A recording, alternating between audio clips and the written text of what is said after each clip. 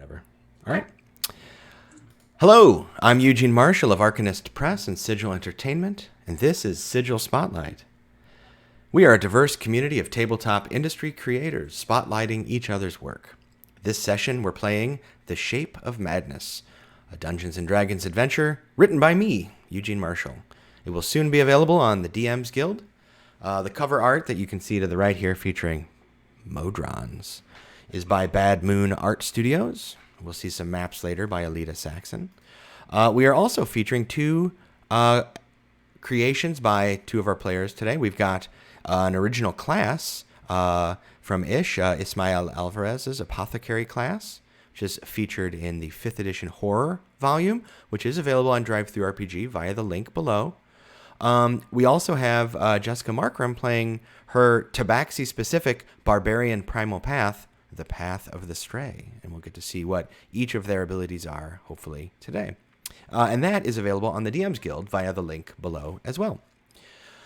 So before we begin, I'd like to thank Sigil Entertainment for supporting the stream and providing our graphics and overlays. I'd like to thank Roll20 for providing us the virtual tabletop, and Wizards of the Coast, and as well as our own creators here today for making today's fun possible. To make sure it stays fun, we do employ safety tools, so thanks to Brebo Sheldon, Lauren Bryant Monk, Kiana Shaw, and Monty Cook Games for providing those tools for us. You can see the show notes below the stream as well for links to those.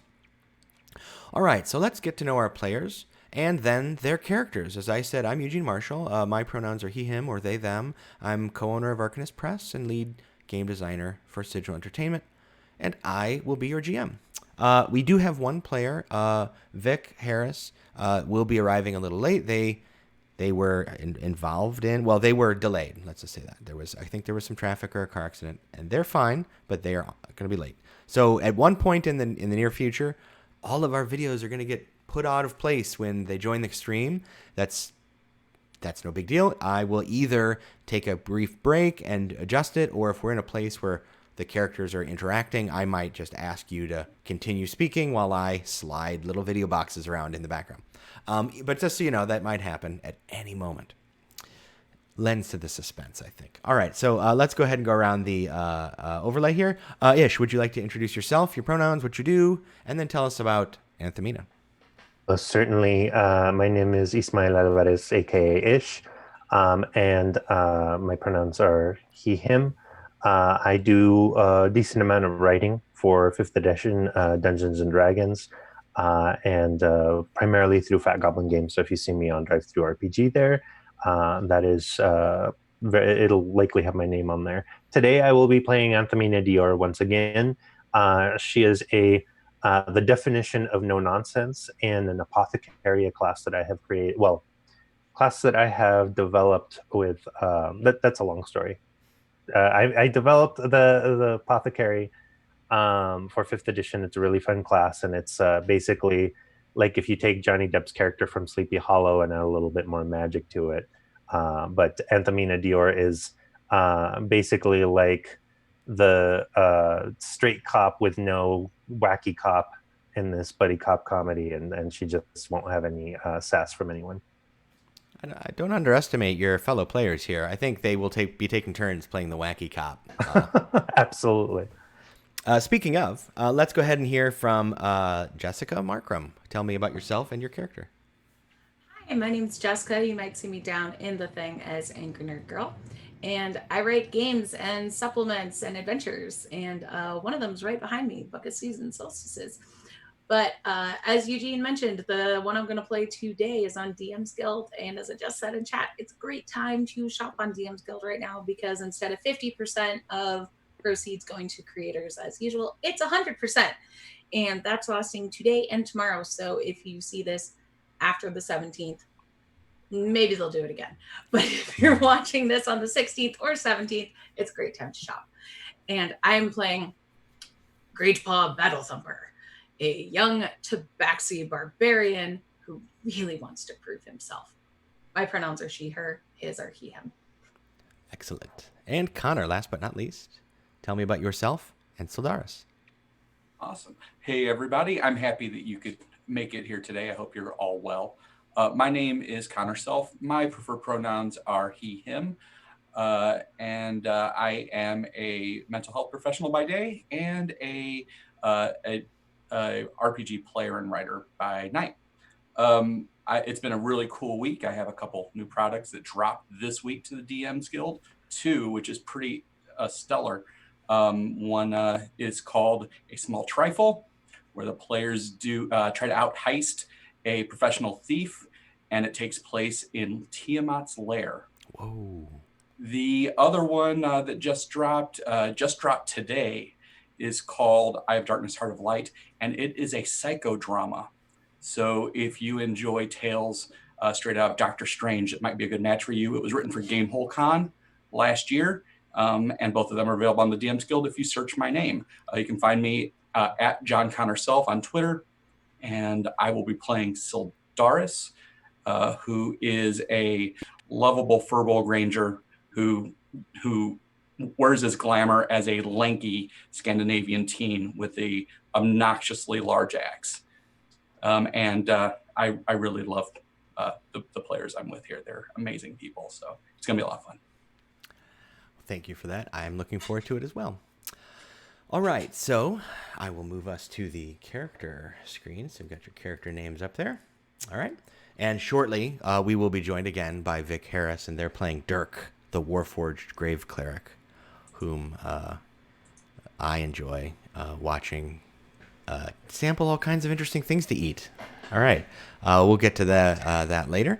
For now, let's go ahead and begin. So I will do a little setup, and then we will dive in. So the four of you, Dirk is with you, just being unusually quiet for now, have been adventuring together for some time. And you have been hired by a dwarven family out of Waterdeep called the Black Helms. And they are, once were miners, but now, actually, no, not out of Waterdeep, excuse me, they're in Long Saddle. And they live in this stout flagstone home they're quite proud of. And when they were building an expansion, they uncovered a cellar they didn't know they had. Yes, Black Helms. And they discovered a cellar they didn't know they had, and in it they found an old map that must have belonged to their forebear, whose name was Carindor Blackhelm, the founder of the family, kind of the patriarch from several centuries ago, who built the homestead in Long Saddle, where they now reside. And on this map, which is of a region just to the north of that called the Star Metal Hills, is a location marked called Carindor's Mine. An old man Blackhelm, when you meet with him to be hired, reports that he had heard tales when he was a lad of Carindor. "'Twas a mining outpost in the Star Metal Hills," he said, "filled with a vault full of adamantine, the rare and incredibly tough material only found in places imbued with magic." And indeed, it is said to be available, findable in the Star Metal Hills, which got their name from magically infused meteorites which fell from the sky. So, you have been hired by this family because they are not adventurers. They were once miners, and now they live in Long Saddle and are merchants.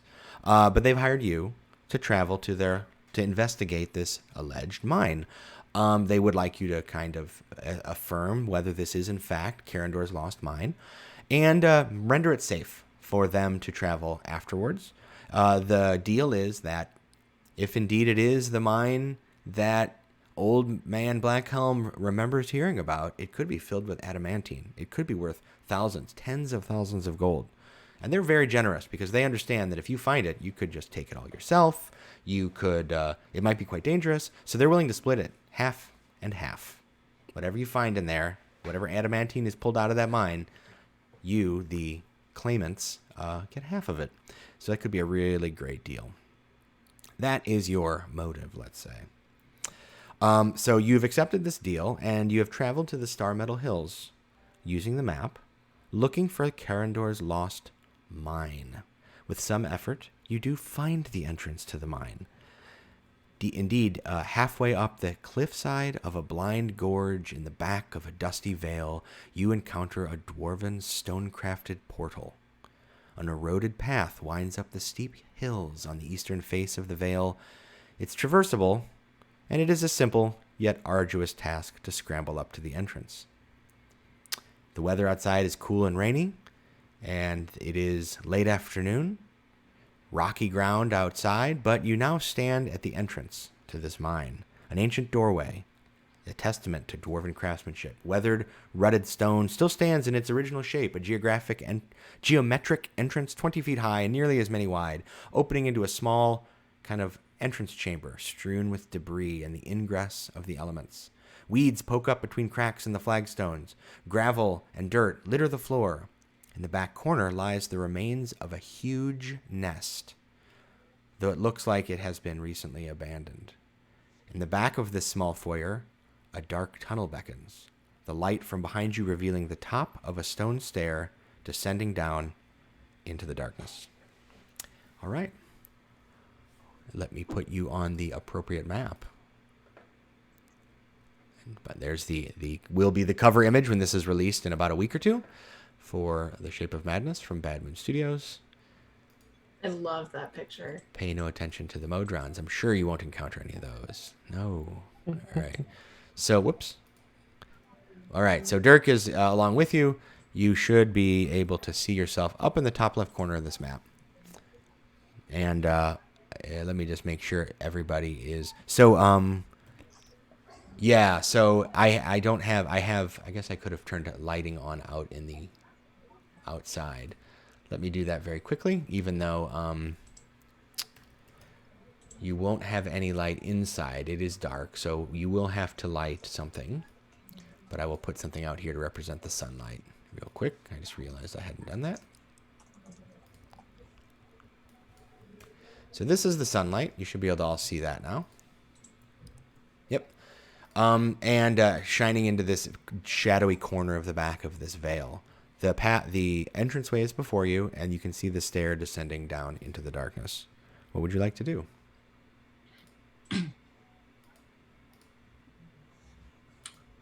I don't fear the dark. We're here for a job. Onward. Very well. All right. You enter the entranceway, and there is this large nest. I mean, it's like 6-8 feet wide, and it would be roughly here, on one side of this vestibule, and the stairs descend into the darkness in front of you. Downward, is it? I'll go in front. Keep you little ones safe. All right. So as you start to descend into the darkness, all of you save Great Paw are plunged into darkness. You can't see. Come on. So Let me see. Sildaris would look at Anthamina, but I don't think that's going to work right now. Do furbolgs not have night vision? No. Oh. Nor do Scandinavian teenagers. You know, that's fair. Even if they are secretly Furbolg. Not even if they're at a rave. Not even. So what would you like to create light or continue in the darkness? I believe that at least Anthamina will create light a torch. All right. Okay. I will add some lighting to your token so that everyone can see that you are lit. That seems like a workable solution. I will go, oh, okay. And I'll do the same. You're going to light a torch as well? All right. Pardon me. Let me move you over there. All right. So, because it is dark in this place. There you go. All right. So for those watching at home, this is what our heroes can see. Let me get it onto the screen a little bit better there. I'm so intrigued as to what they can see. That's right, yeah. Whereas Great Paw, down a little farther and with better vision, can see that the stairs descend and descend and descend. Indeed, though, imagine them winding around ever downwards, deeper into and beneath the heavy stone mountain above and around you. Every so often, you see an unlit sconce on the side of the wall. It's about 4 feet high above the steps. And as you continue, finally, the stairs, well, you'll see. Turn. There we go. Whee! Oh. So feel free. This is going to be a very much about moving your tokens through this space. I'll describe it as you go, but I've reached the bottom, I think. So when finally the stairs end and open up into a cavernous chamber. It's very large. It's about 150 feet wide, maybe 100 feet across almost, and a 50-foot high arch kind of ceiling. There's a dais raised about 4 feet in front of you, and there's a big chair on it. There are 2 stone braziers standing behind it, one of which is lit. There's a huge stone figure of a dwarf to one side over here. And some of you, let's see how much you can see. Yeah, you can't see, actually, nobody can see this huge. There's a statue over here I just revealed without, you can't actually see that. It's just beyond you in the dark. You see pillars, and you see some rubble on the ground. But otherwise, you come into this great chasm sort of a building, of a hall. This echo, the steps echoing. It's quite expansive and quiet. So, feel free to describe how you move about the space. Is the one brazier not lit? Yes, only one is lit, and there seems to be a stack of roughly hewn firewood sitting next to the lit brazier. Anthamina will grab some so as to proceed to light the other one. All right. We can do that. While she's doing that, she's just saying, this seems to have been made from dwarven architecture. There are a few things that I like better than steadfast, dependable dwarven architecture. It does seem dwarven in design. Greypaw's going to run up and go, finally, and sit in the chair. All right. You sit in the chair, and it's a little... How tall would you say Greatpaw is? Greypaw's... I put it on my sheet. How tall is Greypaw? I think he's 6'4". Well, let's... Oh, by the way, that reminds me. Speaking of Greatpaw, let's give a... Yeah, he's 6'4". A little show here. There's Greatpaw's character art. Stephen Markuski, I believe? David Markuski. David Markuski, sorry. David Markuski. There you go. There's Greatpaw. 6'4". Okay, it's a little short for you. This looks like it's probably for somebody 4 or 5 feet tall. Oh. But you can sit in it. Just your knees are kind of up, you know. I'll just do that kind of like laying across it kind of thing. Yeah, it's stone, well crafted in a dwarven style. It's not quite a throne, but it's more than just a chair. It's the way it's presented makes it look as though it is someone of import. Now, none of you are dwarves, so that's about all you can figure out here, unless you'd like to poke around some more. Nothing happens when you sit on the chair. The good news is the chair is not cursed. I've solved the room, and we can continue. Does anyone else want a seat in the not cursed chair? I think it might be a little bit short for me. For really little legs. I have specific hours designating for sitting, and those are not within this time. Of course. All right. Let's see. You hear, let's see, who has the highest passive perception? What is Sildaris's? I'm going to guess it's Sildaris. Very likely it's me. 15? Yes. Yes, I'm seeing a 15. All right. 14. Yeah, Anthamina is a 14 as well. well. All right, so Sildaris, you hear the sound of kind of quietly lapping water to the west. So as you're looking at the map, to the left, but as you're walking in, it would be to your right, into the darkness. Do you hear that? Do we when it's pointed out? Yeah. There's an ocean over there to our right.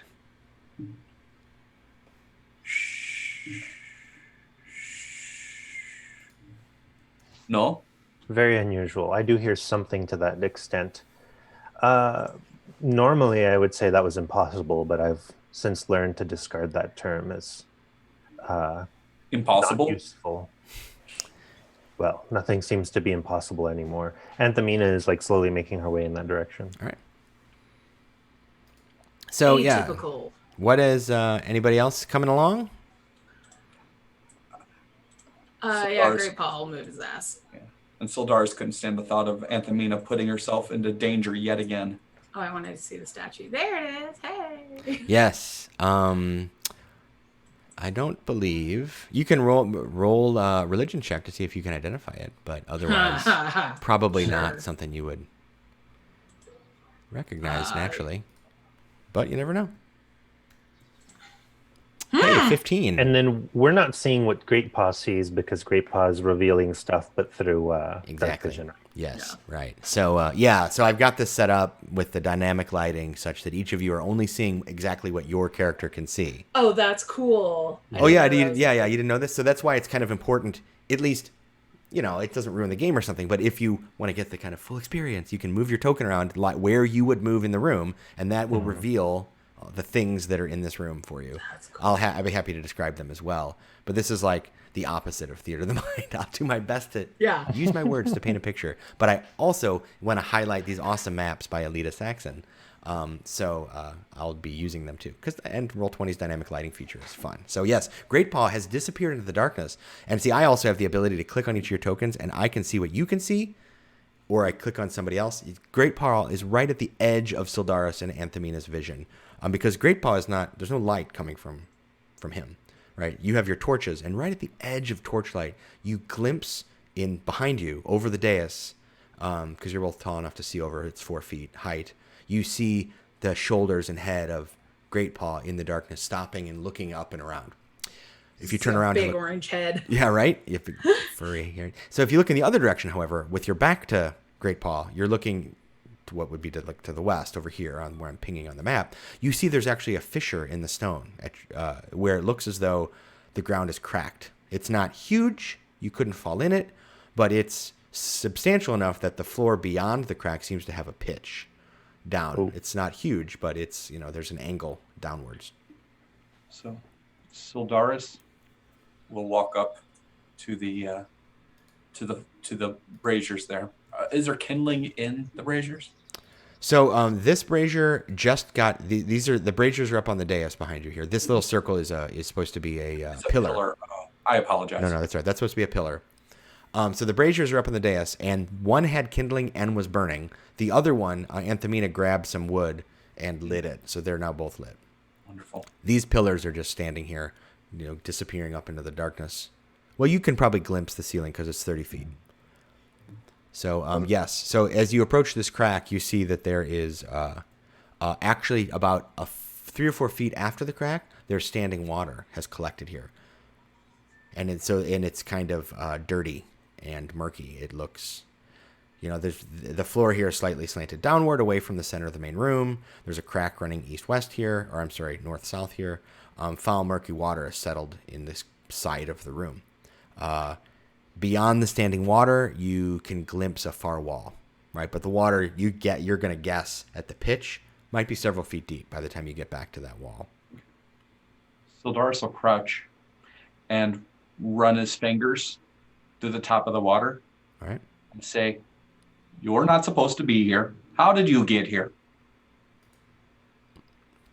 So, the water doesn't respond, but something else does. Oh. One of my favorites. Out of the water leaps a giant toad. Again. Is it my friend? This is a different giant toad, and it's funny that dang. This is not the first. Yeah, it should be, right? How would that work? Let's see. You moved down here. Just for fun, I'm going to roll a 1d100. It's unlikely, but what are the odds? High is good for you. Okay. A 91, that's pretty likely. For fun, do you think Sildaris would be the type of person who would be able to see a giant toad and then some number of weeks later see a giant toad and be able to tell it's the same or a different toad? Well, so in Furbolg, we're very, very particular about how we name things. And it's built into our language. There are no good names for things. And because when you name things, you're limiting them. And so we don't have names for anything. all we have is ideas and concepts that we try to convey with our body language, our emotionality. I would remember a kid I met on the street and threw a copper to 3 years ago by the way he made me feel when he took it. I'm guessing I would probably remember a frog from a couple weeks ago, especially one that I had an intense emotional bond with. Fair.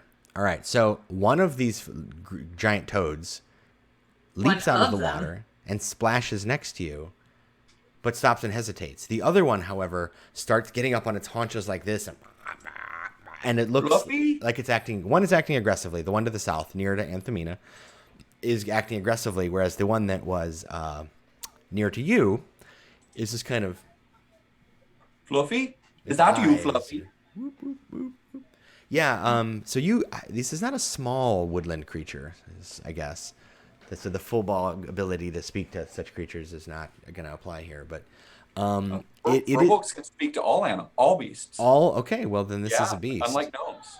Right, it's not a gnome. It's just gnomes, I think, who have speak too small. Yeah, you're right. That is, and this is just a large beast. So it is, So it turns its head, its eyes. Right, its head doesn't move, but its eyes are pivoting around. One of them looks at Anthamina, and one is looking at you, and then one looks back at you. It kind of slaps its gums, and looks at you. The other one is looking, like I said, aggressive. How would you? Is there anything you'd like to do before they react? I'm going to reach into my pack. I'm going to say, Fluffy, you didn't tell me you brought a friend with you. Hello, friend. And I'm going to toss it a bit of rations and cast animal friendship upon it. On the second one? On the second one. All right. And does it get a saving throw? Yes. It does get a saving throw. All right. So I will bring up the spell for you. All right. I will go ahead and roll. I'm guessing it's a wisdom saving throw. I'll go ahead and roll that. See how it goes. There we go. It is a wisdom saving throw. And they rolled a natural 1. What would you like to name your new toad friend? I'm sorry. Well, this one's a little bit more musical. I think I'd like to name it Sappho. Sappho. I love it. All right. So Sappho and Fluffy both begin to croak in this rumbling tone. It's so bassy that when they croak, it causes ripples to go across the fetid water they're sitting in, right? It echoes through the chamber. Great Paul, you're on the other side of the room, and all of a sudden you hear this bizarre, bassy rumbling. And yeah, it's you're not sure if Sildar something disagreed with what he ate or what that sound is. I can't leave you for a moment. I wanted to tell you about the tiny orc statue I saw, and now you're eating things that disagree with you. Oh, that's right. And You rolled, run over here. You rolled a 15, so you think this is probably some sort of dwarven god or hero or something, right? There's a statue over there as some kind of dwarf thing. Once when I was hanging out with some giants, they told me about the gods of little giants that live underground, and dwarfs, that was them, but they're large in spirit. And this was, I think, this place might have been inhabited by them. The tiny underground giants. The smallest giants ever. They might be. All right, so as you're moving to the west, Great Paw, because of your enhanced dark vision, you see two things worthy of note. First, directly south of you, beyond the pillar to your south that you're standing next to, is a hallway extending into the darkness. There's a door that once perhaps stood, closed to the hallway, but it's laying on its side, kind of rotting in the edge of this fetid water, right about here. Okay. But back here, you passed an unusual-looking door. It is large, metal, and has kind of strange patterns on it. So we've got two giant toads, Fluffy and Sappho, who seem to be happily eating. Sappho much more happily, because Sappho is charmed magically. Oh, look, is that Great Paw? Wow, this that's some is the serious. inspiration for this whole class, actually. This is Tony. Hi, Tony. That's some great cosplay for Great Paw there. So Sappho is delighted to be in your presence, Sildaris, and Fluffy is satisfied with you being around, accepts this. So think of Sappho as, if I want to use animal stereotypes, pardon me for a moment, very dog-like right now, and Fluffy a little more cat-like. Like, yeah, all right, I'll allow you to be here. Well, I'll certainly give Fluffy a little bit more food. Food always makes the toads come around. You know how this works, right, Antamina? I don't. Yes, you do. You do. You know. Right here. Sappho likes it when you scratch her right here. Look. Coochie, coochie, coo. Antamina. Coochie. Yes. There's a hallway and there's a funny door, and they're not in the same place. Funny door. So I had a thought. Yes. The thought is that the hallway is a trick, and the real stuff is behind the funny door. Or the funny door is the trick, because they think you'll go to the first place you see, and the real goods are in the hallway. And I sat here puzzling, and then I saw the frogs, and I wanted to ask you, did you see the statue? I don't follow. There's a hallway and a funny door. And a statue. Show me those things. So I will take Antamina down. Yes. First to the funny door. All right. Funny doors to your southeast, Antamina. You'll have to part ways with Fluffy and Sappho, though. I'm sorry to say they seem to be quite comfortable in the mucky water they're floating in. They'll be fine. Yeah. See, we passed the hallway. We just walked right by it, but it's the tricksy thing. That's so the hallway down there. This is the funny door, and if you continue over this way, there's a statue. Yes. So this Very door, well. I can describe it a little bit more if you like. It is massive. It's made from, it looks like a giant iron or even, bronze door. It seems to be perfectly sealed. There's a circular pattern on it. And right in the center, there is an indented place that's about hands width, several inches deep. Just like that looks like something would socket in there. But otherwise, you see no handles or hinges. Curious. Let us see this statue then. Follow me. There you go. Yes, it is. Antamina just boldly steps into the darkness, not even waiting for Great Paw. See, it's a little giant, underground kind. Yes. So Yes. if you'd like to make a religion check, you can to see if Yes. you can identify the individual in the As statue. you see, Ooh. it's a warrior kind. It has a great hammer. Yes, this is definitely Dumathuin, the dwarven god of mining, towering in a statue 20 feet high or so. It is put as a appropriate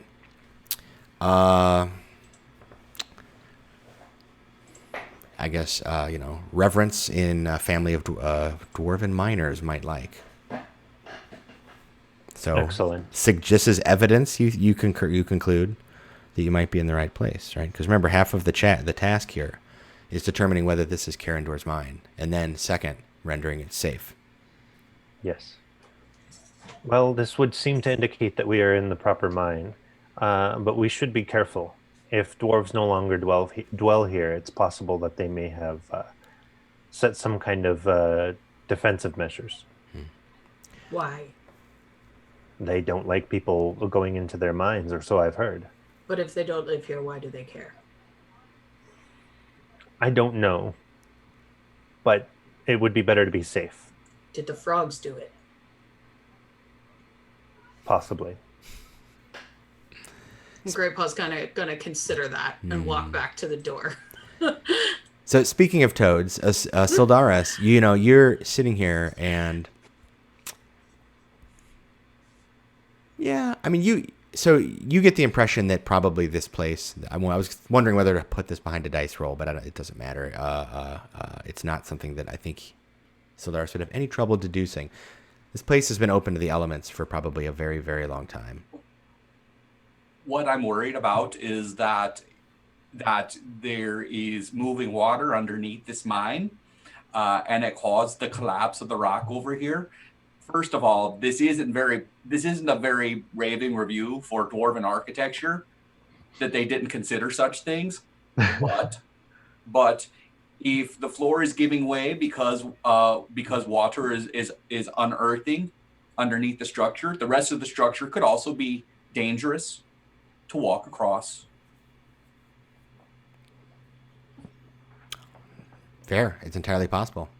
You will have to investigate that further, unless you would like to. So one thing, the water in front of you is murky. You can't actually see into it, so you can't quite tell like what kind of damage there is beneath the stone beneath the water here. Right. The only thing I can see is the crack where the floor gave way. Right. And slumped down.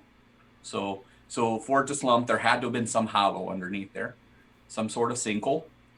So that's what I'm imagining. I'm imagining that the floor could be unstable in other places, and I will warn my friends as they make their way back over. I will point that out as I'm scratching Sappho in the scratchy spot. Yeah, in a lot of ways, this place looks more like it's being treated like just a natural cave, right? Mm-hmm. Water pooling, toads living in it, that sort of thing. Eventually, it will be a natural cave. That's the way of the old gods. But somebody put some chopped wood here and lit a brazier, so... Not much is true. Probably not the toads. I can ask them. They won't be able to tell me, though. They respond. Mm.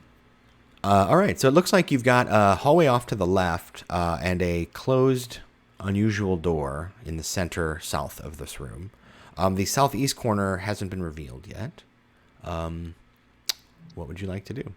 We see no hinges on the door, correct? No, I mean, if you'd like to make an investigation check, I can tell you more. Anthemina is on it. So can I just punch it? Punch it. Yes. It might hurt, but go ahead. All right. So 17. All right. So you can tell, first of all, that there's no visible keyhole, though there is this single unusual circular impression in the center of the door. Anthemina has some things that are metallic on her person. So I'm going to say that as you get, that's correct, right? In addition to weapons, I'm sure you have some various metallic things. As you get very close to the door and expect it, that anything that's metallic of yours, you feel a faint tug, as though it's being pulled towards that indentation spot. There's something magnetic about that. Mm-hmm. Whether or not, I don't know. I actually haven't thought hard about whether.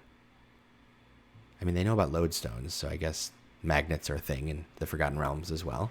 Probably. But there's this faintly magnetic pull to it. Finally, you get the impression that because you rolled so well that this door it doesn't seem like it can be opened conventionally. No handles. You don't see any hinges. The hinges are probably recessed, and it's an excellent example of dwarven architecture because that you can, as you get that close, you can see there's actually a tiny seam down the middle of it, such that whatever causes it to open. It's actually two doors. Two doors kind of open like this at you, or maybe they go in. You can't even tell. Anthemina will just exclaim, "My goodness, it looks like they have mastered, or at least learned about the third science, the science of magnetism." How that doesn't excite you? Grandpa just kind of thinks for a minute and says, I'm not sure what that is, but I'm glad that you're excited. Yes, the first would be the stars, and the second is the body, and the third, the magnets, are the ground. You must have studied from the same textbook I have. Books, yes. All the books. Very well. I'll tell you all about it later.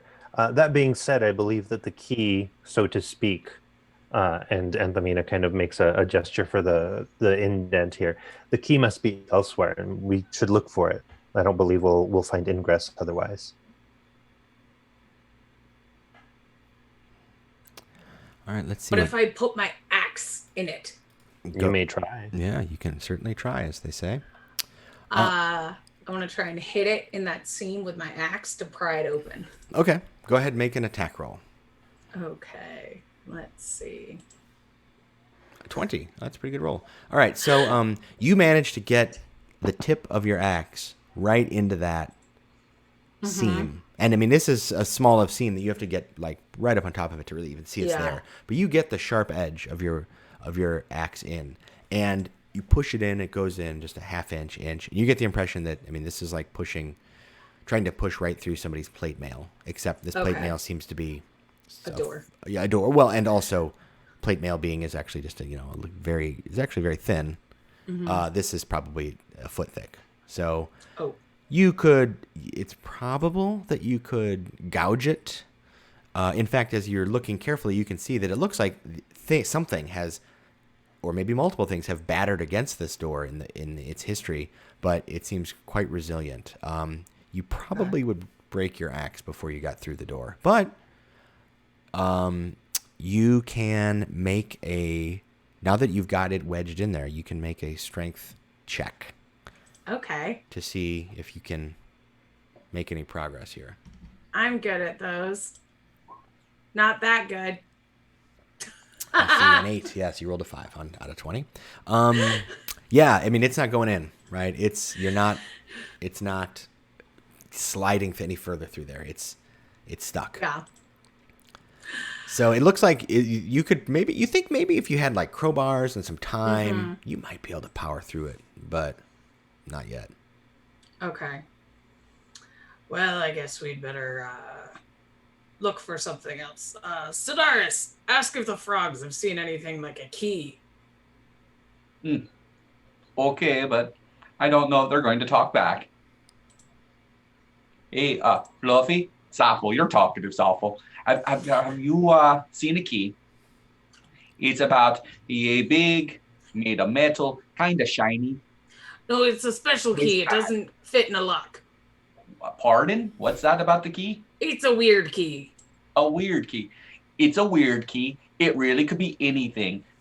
Fluffy, Sappho, have you seen anything? And both of their 4 eyes, each of them have 2 eyes, all 4 of these like weird pivoting eyes, look over towards the brazier, the lit brazier, and then kind of like over to that kind of corner of the room. The frogs say that they've seen the braziers. Did you check the braziers before you lit them on fire? Well, it already was on fire. One was on fire, Anthemina lit the other. You want me to stick my paws in the fire? No need. And Sildaris will put his hands down, breathe, release the hands, and that fire will extinguish with Druidcraft. All right. Very cool. So there's 2. Do you want to do both? I'll start with the one that was out.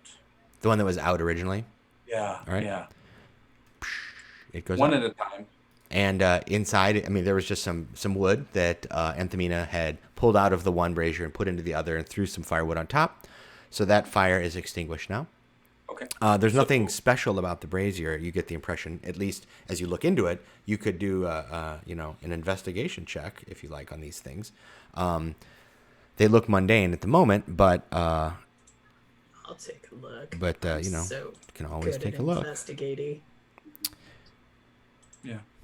Yeah, I mean, it's a big stone bowl with fire, burning wood. Not my forte. And I just want to shift around the burning wood. Is there anything in there? There doesn't seem to be anything in the one that you just over. extinguished, because that one had been entirely empty until Anthemina just put a piece of wood in it. So the other one is the one that had wood in it already when you arrived. Okay. So I will and relight the brazier. Okay, so you relight the one that I'm going to put this over here for the moment. All right, so you've got for now you've got 2 lit. Mm-hmm. And so Sildaris will walk over to the other one and again and put it out. All right. So this one goes out. Now there's like the embers of old burning pieces of wood. So feel free to make another investigation check for this one.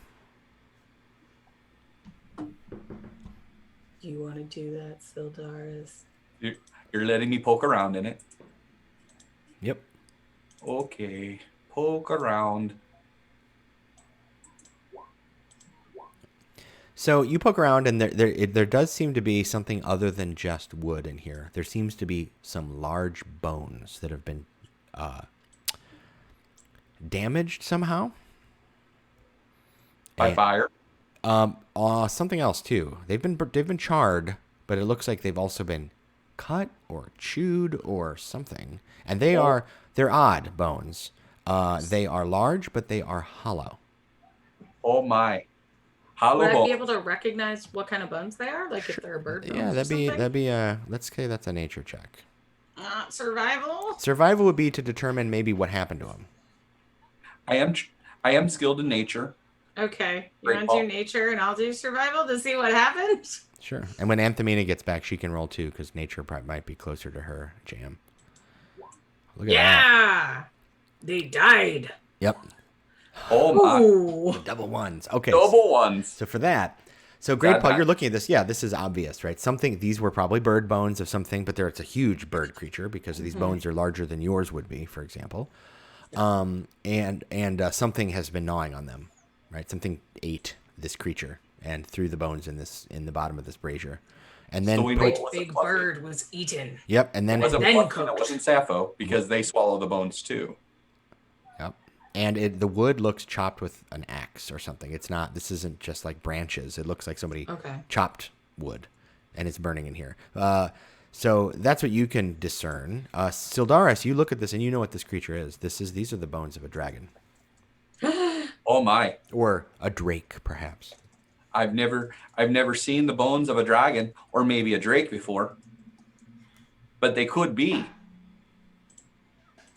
But if it's capable, whatever is capable of eating a dragon. that's Davina, something ate a I don't want to dragon. eat. So What was that? What eats dragons? Bigger dragons?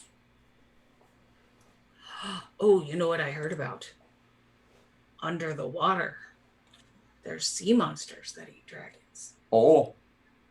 Here there be monsters. Ah, Like on the maps. the catkern, they call it. Its purr can be heard for miles around. I spend some time investigating this door, and you're already on to some other nonsense. What are you going on about? Something ate a dragon and stuck it in the bowl. In the bowl? Right. Yeah, come over, take a look. So as you walk away from the door, you see that Sildaris and Great Paw have extinguished one of the braziers, the brazier that was originally lit, and found large gnawed on hollow bones inside the bowl. Great Paw has discerned that that's what happened here, as well as the fact that this wood has been chopped neatly. Well, not neatly, roughly by an axe. Sildaris speculates that the bones belonged to a dragon. You could examine them yourself if you like. Sure. What role would I do? Nature, because this is you're determining like genus and species here. It's you're not confident it's a dragon, but why would dragons have? I mean, you don't know. Probably these are too small for a dragon, but you don't know. And hollow, so you guess maybe something that flies, but that's about all you got. So I guess we'll recover them. Anthemina probably has a pack where she can put them in. This very likely requires further investigation. Nothing that we can do here. Need some These kind the of a key? lab, and maybe. I suppose we can give it a shot. Anthemina will take the bones over, and she'll kind of like try and see what configuration, but she's not super confident that this will work, but she'll try it anyhow. So as you hold the bones up towards the door, there seems to be no reaction. The door and the bones kind of are inert to one another. It does occur to you as you're walking over there, though, that you did see a large, recently abandoned nest at the entranceway of this place. We did? Curious to Solaris, there's a see. statue. Oh, there's another hallway over here. Yes. Look at that. That statue is at least 8 dwarfs tall. At least. It's a giant. Anthemina said it's some kind of god. The dwarf god of fine Mine. dwarven crafts. Must be one of those new gods. Never heard of it. Yes, and Great Paw and Anthemina both also do discover a second hallway. So it looks like you've got 2 hallways, southwest and southeast, coming off of this main Great Hall. They both go about 20 feet before turning slightly kind of outward. Anthemina is already poking her head into the next hallway. All right. They're already moving on to the next thing while Sodaris is sitting there scratching his stubbly chin and trying to figure out what's going on. Wait a second. And as they're moving on, I'm going to stop and Sodaris is going to try to reconstruct the bones into roughly the shape. Okay. So there's several bones here, and it looks like you pull them out and lay them out. Let's see. I don't know if this would need a roll. Let's just say you lay it out, and it looks like a 4 or 5 foot long leg. So it looks like a big chicken leg. Well, let's say more fancy. It looks like a big femur. Does it look like it has been eaten? Yes. So Great Paw studied it and said that he could see like teeth marks. There And was I think you rolled really, really well on that. You rolled like 18. an 18. Yeah, it's been chewed on, gnawed on, and the gnawing looks like it was gnawed on by something like a human would gnaw on it, in that it's like something with flat teeth, not sharp teeth. And there So was like a nest giant. outside. But tiny. Yes. There was a nest outside though. And there was a large nest outside, yes. Okay. So I'll call over to Fluffy and Sappho. Hey, Fluffy. Hey, Sappho. Don't eat my friends, okay? I'll be right back. And I'm going to just sort of wander back toward the entrance. Okay. So, and I'm going to take a look at that nest. All right. Was it outside the mine entirely? Yeah, so you'll just have to go back up the stairs. I mean, it'll only take, as long as Anthemina and Great Paw are okay waiting, it'll just take a few minutes for Sildaris to run up the stairs. And I'll call back. I'm just going to check out the nest. I'll be right back. There could be clues. Do you Very need well. protection? No, I think I'm safe from bird nests. But if it's a dragon. If it's a dragon nest, well, I don't know how much help you can be. No offense. Great Paw is mightily offended and just flexes his thews. Yeah. Says, you know, His they fuse. That's a call me great word. Great Paw for nothing. My- Says, these paws are great. Yes, you're very Great. strong. Very, very strong. Sildaris, at the very least, please take care. Oh, no, it's just short. I just want to take a look at the nest. Very well, I trust you. I'll just, as fast as my tall, lanky legs will get me, as awkwardly as I trip over 3 steps getting up, I will take a look at the nest, and I'm going to look for clues inside the nest. All right. So, Discarded feathers or... sure. Let's go ahead and make a survival check. Well, actually, you could make a nature, a survival, or an investigation check, and each one will deliver the information in a slightly different way. Okay. Well, I'm trained in 2 of the 3. I'll start with survival. Safety right. first. So that's an 8. An 8. All Because I right. rolled poorly. This is a nest that hasn't been used in a while. Okay. No signs of animals recently. There are. I'll give you this one. No, go ahead and let's do the nature check, and then we'll see. Much better. Ooh. Oh my! This was. You can tell by the type of nest this is. Like, oh yes, this is the nests of a large, probably quadrupedal avian. My. So because of its width, you guess it's either a very large creature or something that needs more of a sitting room. No And- wonder I thought it was a dragon. Right, and maybe, for example, a griffin. Okay. So I'm going to take feathers. There are some feathers as you look through the nest. Yeah, you also see some dried blood as you're moving the straw around. Oh, my bird friend Did babies die? Are there eggshell? You don't see eggshells here. No. Are there egg yolk? No What if egg. it was a live birth bird? You see, you see large feathers that are like, some of them longer than your, as long as your forearm, right? Oh my. But Okay. you don't see any small feathers. You do see some sort of fluff, maybe here and there. Some down. Okay, I will take some of the feathers back, and I'll leave the blood samples. I'll come back with him, and it'll just be, just quickly, just like a minute or two. And I'm really sorry. I had to make sure, and I'll hand over some feathers. These are pretty. Do you like them? They do look pretty. I guess they give us a further clue into what this all has been leading towards. Well, it could be from looking and the feathers. I'm guessing it's not a dragon, but maybe a griffin. Do I recognize these feathers? Do you think that Great Paw would be familiar with griffins? Where do they hang out? Great Paw's mostly hung out with like giants and orcs. If Great Paw hung out in mountainous regions, Great Paw might have seen griffins flying because they're like, that's one of their favorite terrains. Okay, then yeah, possibly. Yeah, They like to eat horses.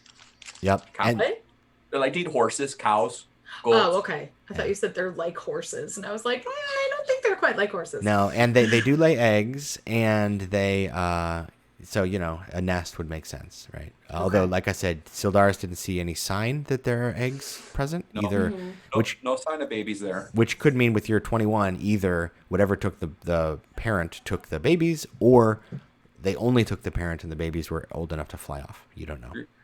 Griffin eggs are quite valuable. It's also possible somebody came along and took them. You get the impression from moving around this room that there's been centuries of natural ingress as well as the occasional, pillager probably coming through here. Let's keep our eyes open. If somebody is off killing nature to take their babies, I'm not certain I'm very okay with that. And you're not okay either, are you, Safo? No. Burp, burp, burp. What eats a griffin? Well, Bigger I guess griffins? anything could eat a griffin if you down it.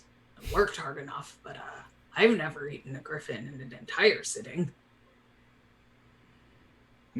Birds like cats. Or, I mean, cats like birds. Unless the cats are also birds, or birds are also cats. Safo, Fluffy, would you like to go with us? They kind of swish around in the water and don't seem to be particularly motivated to move. That's okay. Just asking. One of them, let's say Fluffy, kind of recedes back, disappearing in the water. You just see like two nose holes kind of and then bloop. Sappho is still looking at you like the dog. Safo, would you like to go with us? There might be food in it. Yeah, charred griffin bones, apparently. Sappho takes with a single giant leap, jumps all the way over next to the dais and is standing there. Jumps All right. 30 feet. Oh, I knew you had the courage of poets in you, Safo. So, Coochie coochie coo. I'm known for my thinking as well. Well, they say the brain is a muscle, Right.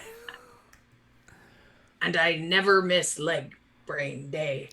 And I believe that as there are two hallways and 4 of us, we could go 2 by 2, and I'm strong enough to protect you from anywhere. If I may interject, I believe that the bones indicate the presence of squatters. And if there are squatters here, then we do not know what dangers we may be facing ahead. I say we go all together, but if you think splitting up into 2 groups is advisable, I don't know. Sildaris, do you have any feelings on the matter? No, I'm afraid of whatever is willing to go and is capable of killing and devouring a griffin. Well, I told you anything can devour a griffin once it's been killed. You just have to have determination. Right, but whatever was up there killed it too. I found evidence. There was blood. I didn't bring the blood. Nobody likes to look at that, but I did bring some feathers. Aren't they pretty? They are. I'd like pretty. to look at blood. Sometimes you can take the blood and put it on your face, and then you look scary. Was the blood dry? Yeah, it was. You're gonna guess because you rolled quite well. Maybe a month. Okay. So That's just a waste of blood. Perhaps, and I'll put one of the feathers in my cap. It's a feather in your cap. That feather in your cap.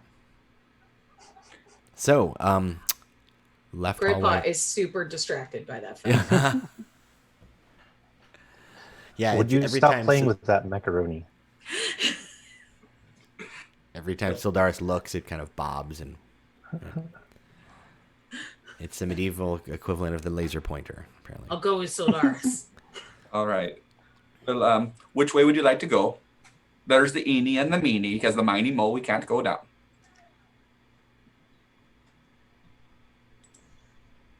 Aunt Amina, you're the smart one. We've already looked further into this one, and I say it's probably safer to poke our heads in further. Okay. Come. Well, I looked down the other one. There was a door. And we've had such luck with doors. We have. Well, we are here. Let's continue further. Derek walks silently behind you, wondering what things he's seeing might taste like. Including, of course, the griffin bones. There seem to be some passages around here leading to the side. So it looks as you head down this hallway that there are, first of all, there are blood smears in the hallway at your feet. They are dried blood. And then where Great Paw gets, there's rooms in either direction through doorways. You can kind of peek into the room. Straw in there. Yeah, you see that one room is they kind of filled with wreckage and refuse of various sorts. It smells bad. It's got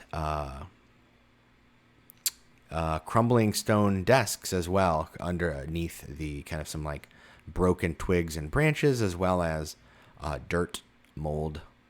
There's also a large distinctive skull in the corner. And the other room has broken stone shelves and some sort of office-looking equipment. There's a broken bronze inkwell on the floor. There are crumbled scroll and map cases, as well as a few sealed scrolls cases in the back. Again, all of this kind of as though somebody just destroyed all of this furniture and threw splintered wood all over the place. Yes. Anthemina will investigate the room that she is in. All right. And I don't know if it's the refuse room or if it's the stone room.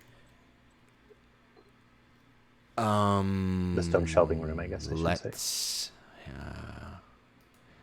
Trying to make character settings right. Okay. So, yes, this is the refuse room.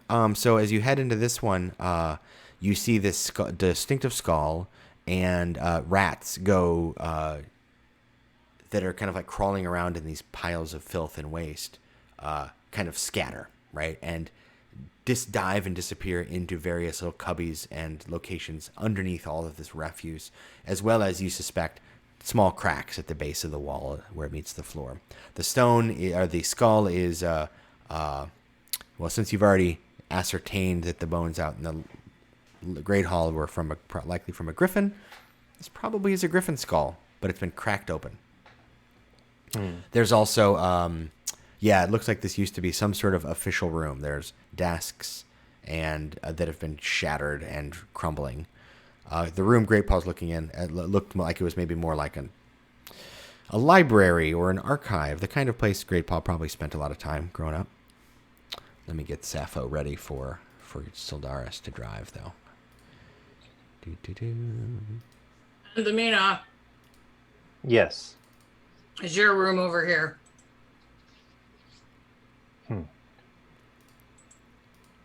Anthamina will poke around. All right, go ahead and make a perception check.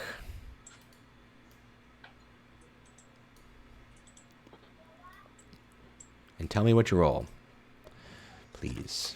I clicked the button, but for whatever reason, it's not going. It might just be it might just take a second. Yeah, it might be delayed. That happens sometimes. There we go. Not terribly good.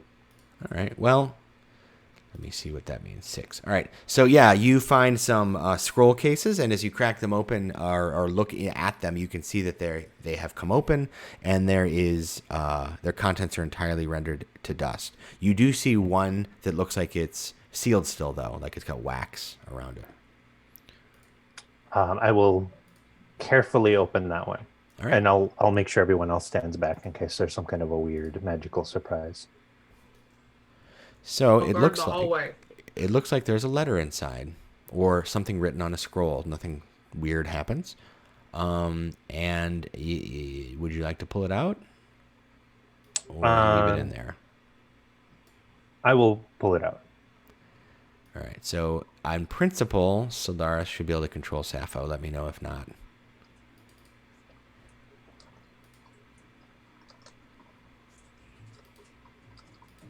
All right. Let me double check. Oh, no, I haven't chosen the right one yet. Sorry. There we go. Now it's Sappho. All right, there you go. So you pull it out, and do you read Dwarvish? That's a good question. Do I? Let me look at my character sheet where it would say.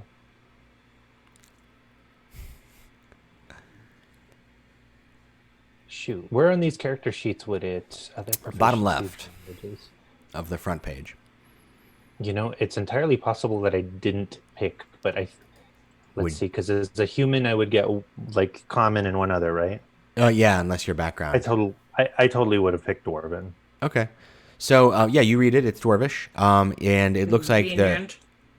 Say what? I said that's convenient. Yeah, no, that's fine. I'm fine with that.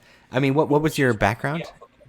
Let me look. Because if it's like sage or something, then you get 2 more. But anyway, that's fine.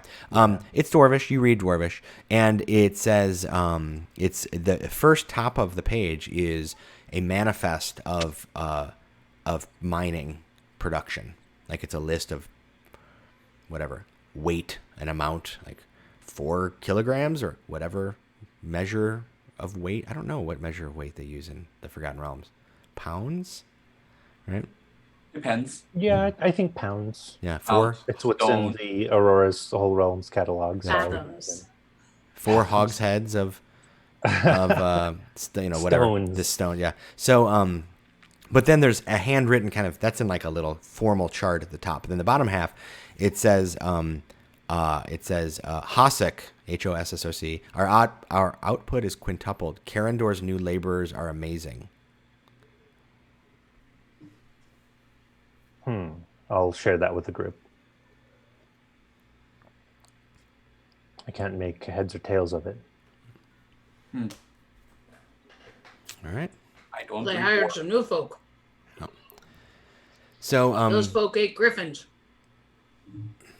allegedly. So you've got these 2 rooms that are full of garbage, basically. These used to be offices of some sort from the Dwarven mining operation here. You'll notice, I might add, this letter found here mentions Karendor by name. So that's a pretty good bet on satisfying your first task. Is this Karendor's lost mine? Signs point to yes. Anthamina will carefully tuck the scroll back in and put it somewhere safe so that we can take it back as proof. All right. You do that. It is brittle and old, but you're able to maintain it. Put it back in the scroll case, for example. Yeah. Mm-hmm. All right. So the hallway continues further, and Great Paw. Let's see. What is your? Yeah, I think right when you get about there, you're starting to hear some noise coming from the room ahead of you. And go ahead and let's have everybody describe what they're doing and how they're comporting themselves. Let's say so. Loudly or quietly, for example. What is Sildaris up to as Sappho hops along next to you? if Sildaris hears noise ahead, startled that there's motion here, the first motion besides the frog, Sildaris will turn to Sappho. Shh, be very quiet, Froggy. And I will swirl my staff in the air and cast Pass Without a Trace on all of us. All right. Thank you for putting that in your adventure last week. Yes, that's right. All right. So, so Sildaris invokes. What does it look like when Sildaris casts a spell like this? You say words? Do you know? So I take the staff and swirl it over my head because I cast it through the staff. And as I cast it through the staff, you can see vines. The vines that are naturally growing on it begin to move a little bit on their own, move, twist, and constrict. And for good measure, a little bit of glitter because it's a fairy staff. And so it needs to have Staff glitter. of the Woodlands. Mm-hmm. Yeah, give a gift from the Fae when they. Yeah, that's actually why Dirk isn't here. Dirk is the only one in the Feywild last week who ate the food of the Fae, a rotten Dirk got tomato called back. that a Fomorian was going to throw at a performer, and so Dirk got pulled into the Feywild on a task. All right, so yes, so as this magical event occurs, a kind of a veil of shadow and silence falls over you all. And now, with your own sounds muffled, you can hear even more clearly what sounds like an argument. Two people grumbling and arguing quietly, like in a kind of muttered argument with each other up ahead in the next room.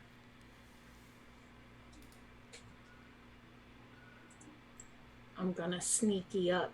All right. Go ahead and you can make a stealth check if you like, but with Pass Without a Trace, I think we know what will happen there. I'm glad I have Pass Without a Trace. A natural 1. All right. Plus 10 is 15. Well, the creature... Okay. So you sneak up around the corner, and you look around the edge, and let me describe the room. I think you can see what it is, but I'll describe it anyway. This room is a large open chamber, and it contains a massive pile of garbage, somewhat like the rooms up behind you. But this room smells very bad. There are broken dwarven stone furniture here, piles of bones, dead tree branches that have been ripped from their trunks or out of the soil, collection of round rocks, all covered in filth and droppings. Because standing in one corner, arguing with itself, is this fella here. Dun, dun, dun, dun. A two-headed giant known as an Etten.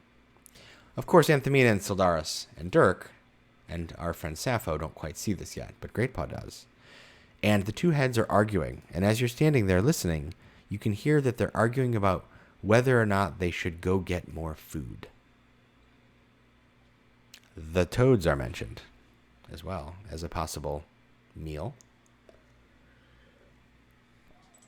Greatpaw is going to kind of whisper to his friends. The good news is there's only one fella. The bad news is he's of two minds. And I think he ate the griffin. Follow my lead. And Greatpaw is going to shout in Giant that there is no more food because the toads have been eaten already. All right.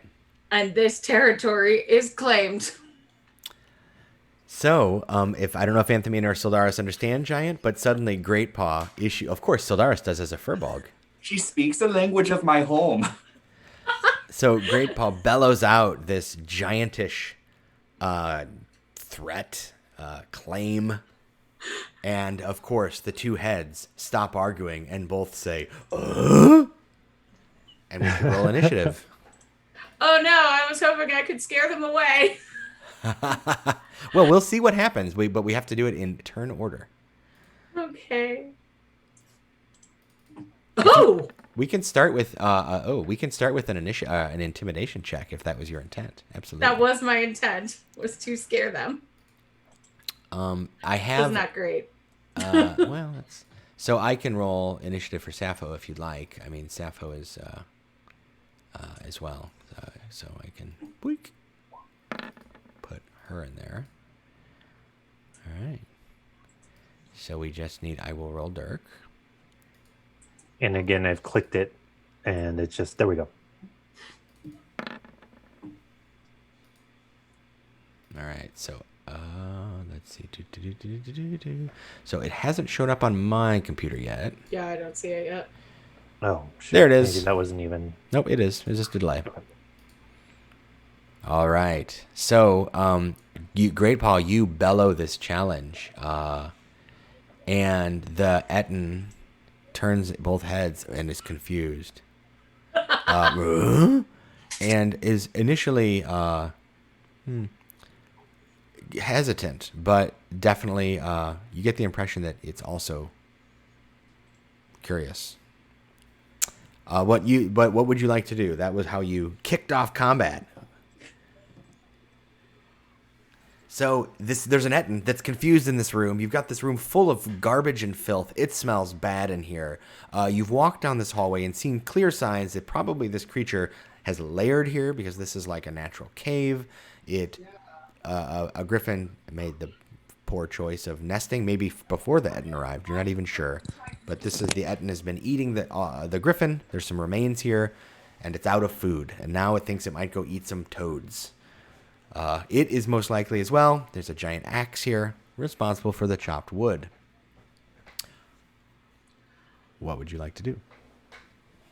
Who's up first? Oh, me! Yes, you're it's up. It's never me. Holy shit. Okay, so that's what I was like, well, whoever goes first figures something out. Yes, that person should.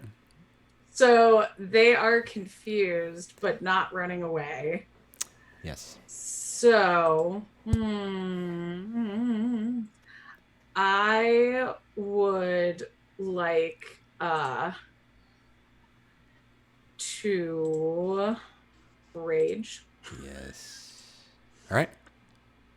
So, burp. And then I guess I will run in there. And I'm gonna get my ass kicked, man. I'm just gonna run in there screaming to maybe scare them away with an axe. Go and yelling in giant, "This area is claimed!" And hit the Etten with my axe. Yeah, that's very Adora of you. Yeah.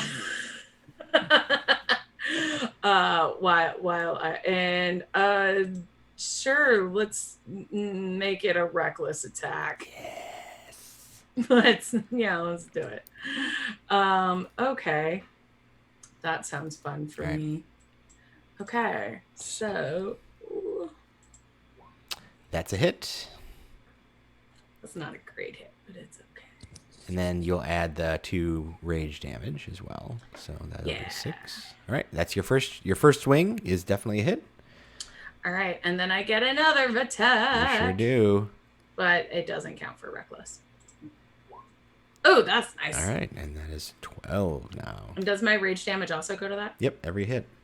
Sweet. So you swing your axe with 2 slices, cut into this huge kind of large two-headed creature that kind of stands over you, initially surprised and confused, now confused but angry. The 2 heads agree about this. They don't like you. Absolutely not. So go ahead and put yourself over in melee range so that our friend the Etten can retort in a moment. It's okay, Great Paul. I'm sure that they would like you if they got to know you. That's absolutely the case. Most people do. So I'm thinking that Sappho is your friend, but is also just a giant toad. So, I mean, you're not going to be able to command Sappho to charge into battle, but Sappho might engage somebody that you're standing next to fighting. So, what do you think? Sappho will just follow you, let's say. I think Sappho would be quiet because I asked Sappho to be quiet. Okay. And the situation in there, since Sappho doesn't speak giant, it'd probably be confusing, right? So, Sappho would probably do what I would do. Look at others for reassurance. Figure out what's going on. So Sappho's large, bulbous, liquid eyes kind of roll around and aim up at you like, what? Noise. Right? What's going on? The Etten looks down at you, Great Paw, and reaches down and picks up the battle axe that's leaning nearby and swings it down. They both heads are looking down. We don't like you in giant. And there's a hit. This is unfortunately with advantage. So that's a hit. Yeah. But I only take half damage. You do. You take half of this. So you take 7. That's still a lot. And it gets to attack. So it follows through with a backhand now. Ooh, and that's a crit. Ooh! So we're going to roll the damage there. Okay. So 20, but that's halved to 10. So that's not that second die there. That you rolled. I don't know if you hover over that 2. That's 2 on a 2d8. So lucky low damage roll on that second one. Of course, the first one was 8 and 5. So all right. So the Etten roars in dissatisfaction with your presence and slashes at you twice with its crude, dull axe. Dirk, I think, is standing in back, is going to. Let's see. Dirk would have been a little bit closer. Let's see. I think Dirk will run forward, 5, 10, have to 20, only get to about here. And then, okay, so you are just within range if Dirk has the spell. All right, so Dirk is going to cast Bless on Y'alls. So that's on Sildaris and Great Paw and Anthamina. So you have the 1d4 bonus to attack and saving throws. I won't try and do Vic's awesome voice for that, though, unfortunately. So, all right, it is now Sildaris' turn. What has he gone and picked a fight with? Oh, sweet old gods. So one of the heads. I feel like that happens a lot. Yeah, right. One of the heads is looking down at Great Paw, unhappily. The other pivots and looks over at you and says, "More meat." In giant. I hardly think 2 heads. And I will. Sildaris will take the staff, hover it in the air, glitter dangling off the tip, and then shoot a ball of fire at the Eaton. And right in this spot that I'm pinging, that ball of fire lands, begins whirling in a vortex, and ignites the Etten. I need a dexterity saving throw from this spell. Do I have to make one too? Nope. Okay. Is this flaming sphere? It is exactly. All right. Okay. So, all right. So, yes. So, flaming sphere is all right. So, here we'll do a dex save real quick. This creature does not seem nimble on its feet, but one of its heads was staring right at you, and it sees you casting the spell, and its other hand is kind of like reaching down towards a great club or a mace or some morning star actually on the ground, but then it stops and sees you and gets ready to step back as you hurl the flame at it. Now I will put a flaming sphere out here for you. Thank you. And you can kind of drive it around a little bit if you like. Where did my fire go?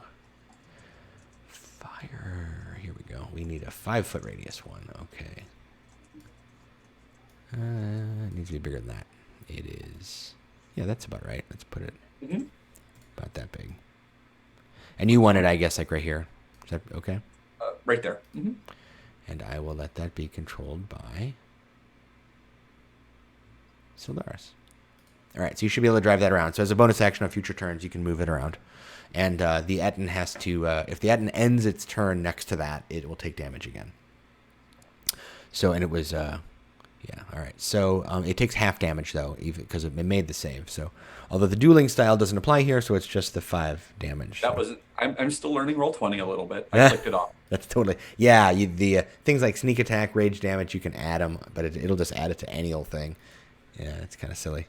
All right, so it takes 2 damage from that. But so you conjure forth this fire from your staff. It's now a roiling sphere of fire that burns it a bit. It's like, argh, and it looks upset and angry at you.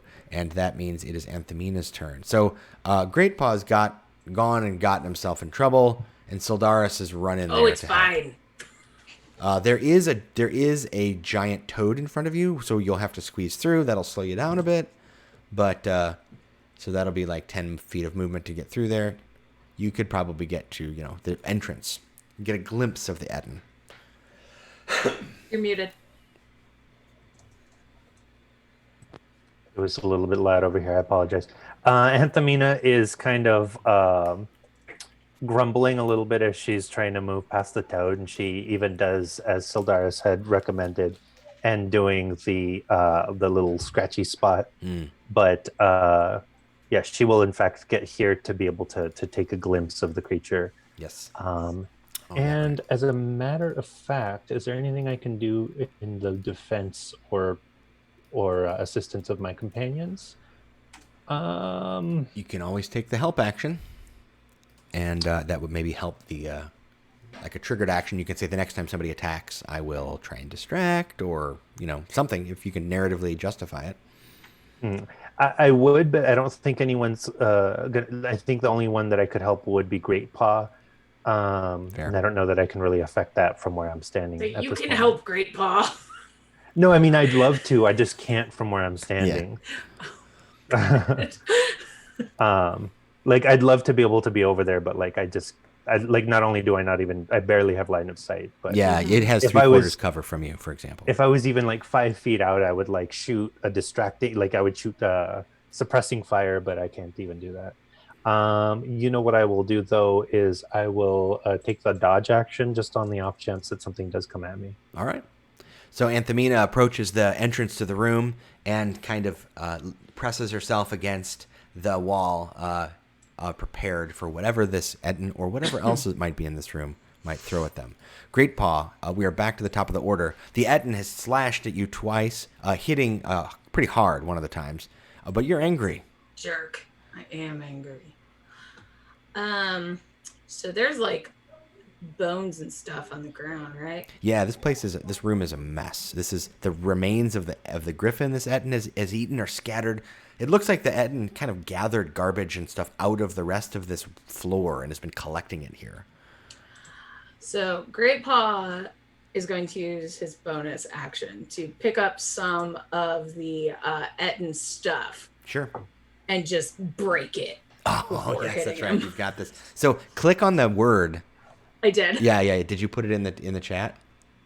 No. Oh, click on the word. The little talk bubble next to the ability on your sheet. Look at that. We'll shoot it into the chat so everyone can read it. It's called, we are featuring Great Paw Battle Thumper here. The Tabaxi Barbarian is the Path of the Stray, a creation by Jessica. And at level 3, the Path of the Stray gets the Smash ability, which basically the Tabaxi can fuel their rage by breaking something. So, of course, like the cat that knocks something off of the edge, this creature gets mad, has to destroy somebody else's things, and that gives it advantage on its next attack. No, it expands. Or it's not advantage, just if I roll an 18. Yeah, it expands the critical hit range. Yeah. Right, exactly. My bad. So you smash something, and you pick up. I'm going to say that nearby is the remains of a dwarven chair that you can. This is crumbling stone. You can pick it up and just smash it against the wall, and it kind of shatters. And the Etten says, "Oh, mine!" I go, ha ha ha! And then I'm going to hit him. Recklessly? Huh? Recklessly? Oh gosh. I'd like to. I've already expanded my hit range, my critical hit range, though. But even more likely. I know I'm gonna recklessly hit him because you convinced me. That's my job, to invite you to make bad Oh decisions. God, that was terrible. And does Great Paw have the bless? Oh, we do have the bless. You do have the bless, and that'll matter. Yeah, that does matter. So I add 1d4. Yep. So you were one off the magic number. So if you don't want to, if you can roll it just to find out what you roll, but you hit for 12 damage. That's a 14. That is a hit. You were attacking with advantage or because of reckless, and all right, you get a second attack, being a 5th level barbarian. Yeah, I do. Ooh, and guess what? That is a 19, and thanks to crit. having used the smash ability, you have expanded your critical hit range to include that as a crit. So go ahead and roll. You're rolling a 1d10 with the weapon, your battle axe, two-handed. So go ahead and roll another 1d10. Okay. And we'll see what you do, because so far you're up to 10 points of damage on this second hit. And plus whatever damage. Ooh, 18. Excellent. All right. So, you smash this Ettin's chair, and the Ettin, hey, it's mine! You laughing in this creature's face, go at it twice with your great axe. The second hit, a brutal blow powered by the joy you take in smashing other people's things. I really do. Sappho hangs back, watching her friend Sildaris do some sort of strange two-legged people thing. Sappho's not sure what that's all about, but the giant toad now loitering in the hallway. The Ettin steps back. Its heads look at each other. We don't like this cat. Picks up its mace. It's a Morning Star, so now it's got two weapons, one in each. And swings the battle axe down. This is against a reckless attack, so with advantage. Oh, no. Clunk. So that'll be a hit Wow. for 14, so raging 7. Okay. And then the Morning Star comes from the other hand with another hit, 22, for 15, so another 7. So 14 total.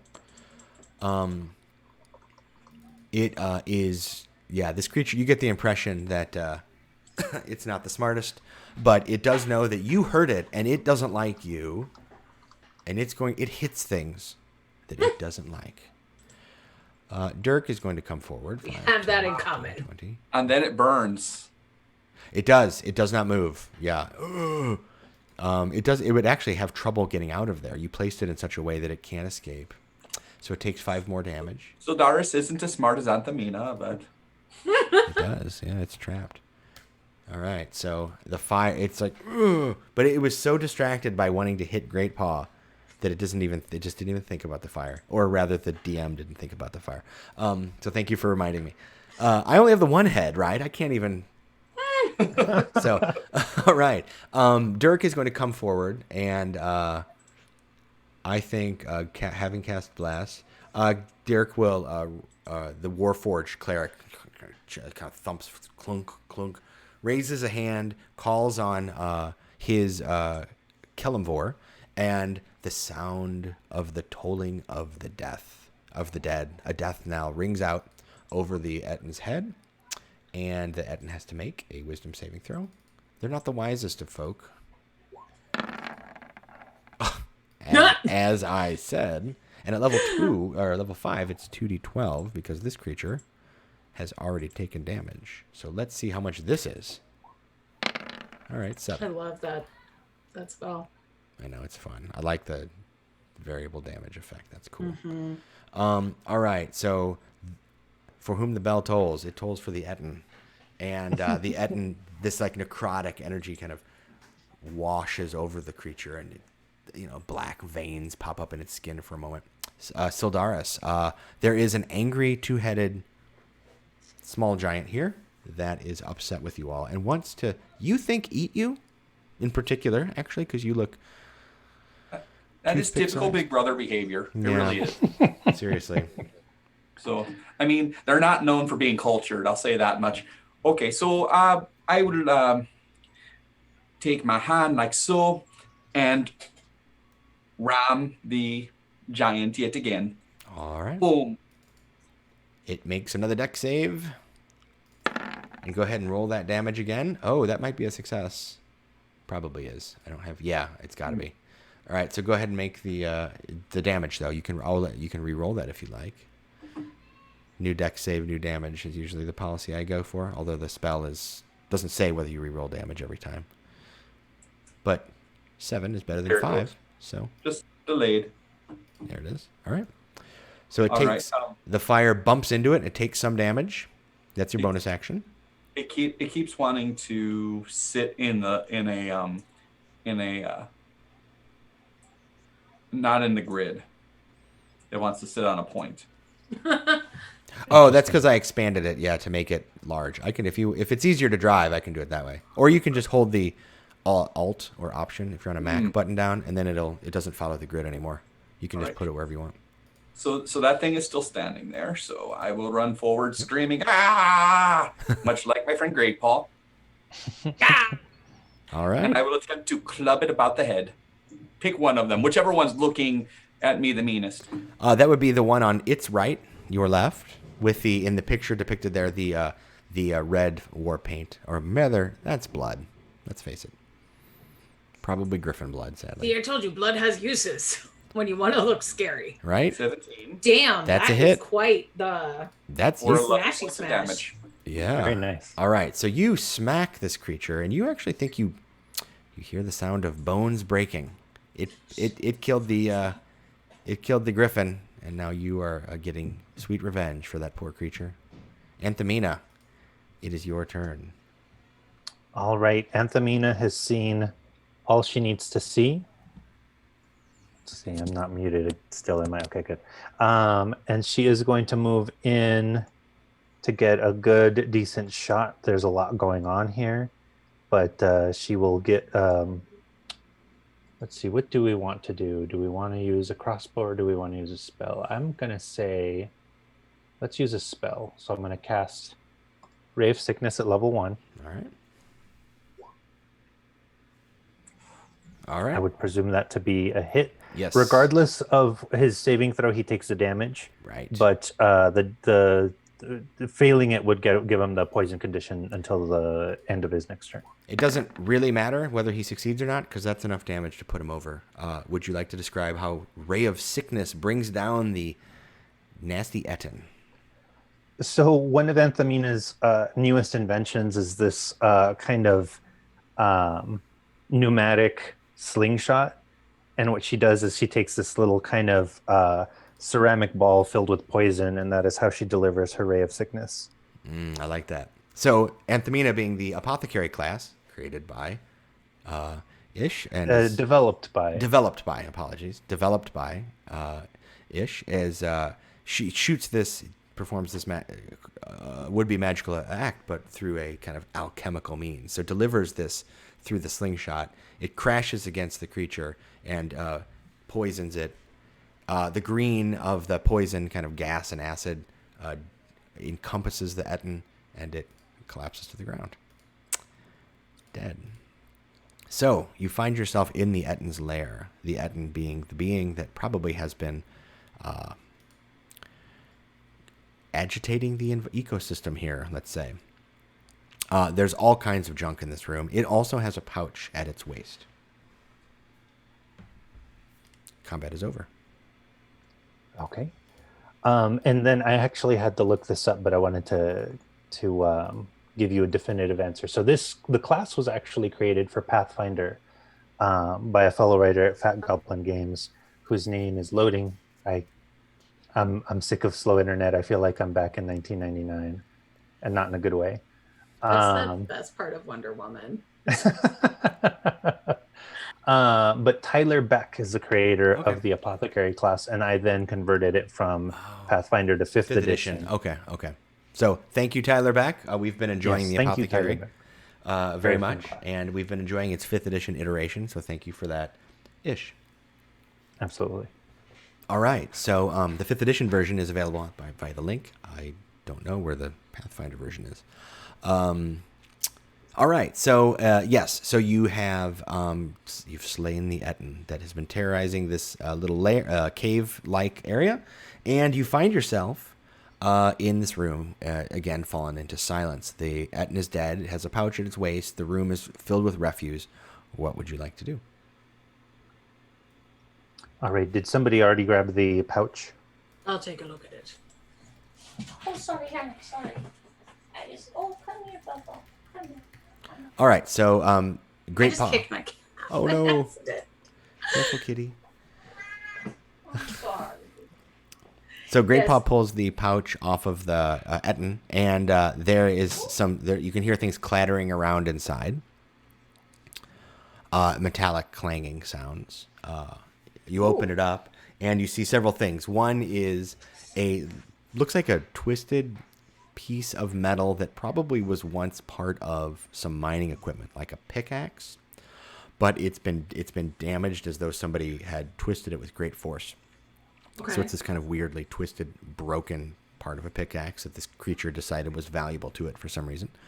There is a piece of bone that's probably got a little bit of meat left in it on it, which is left over from the griffin, and the meat is rotten, which is gross.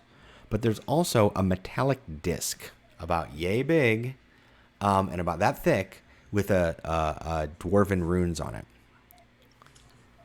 that is tarnished and dirty and has rotting griffin meat all over it, but otherwise intact.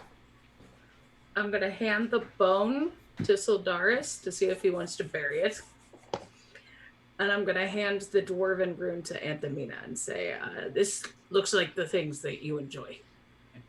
I'd actually be interested in that meat if you don't mind. In the meat? Yeah, Dirk might be interested in that too. Go ahead. This was part of the griffin, and I didn't. Whatever you want to do. I'll rip it in half. I'll give half of it to Dirk, and I'll give half of it to Sappho. Oh, yes. Dirk They both like to eat their way through dungeons. Yeah, that's fair.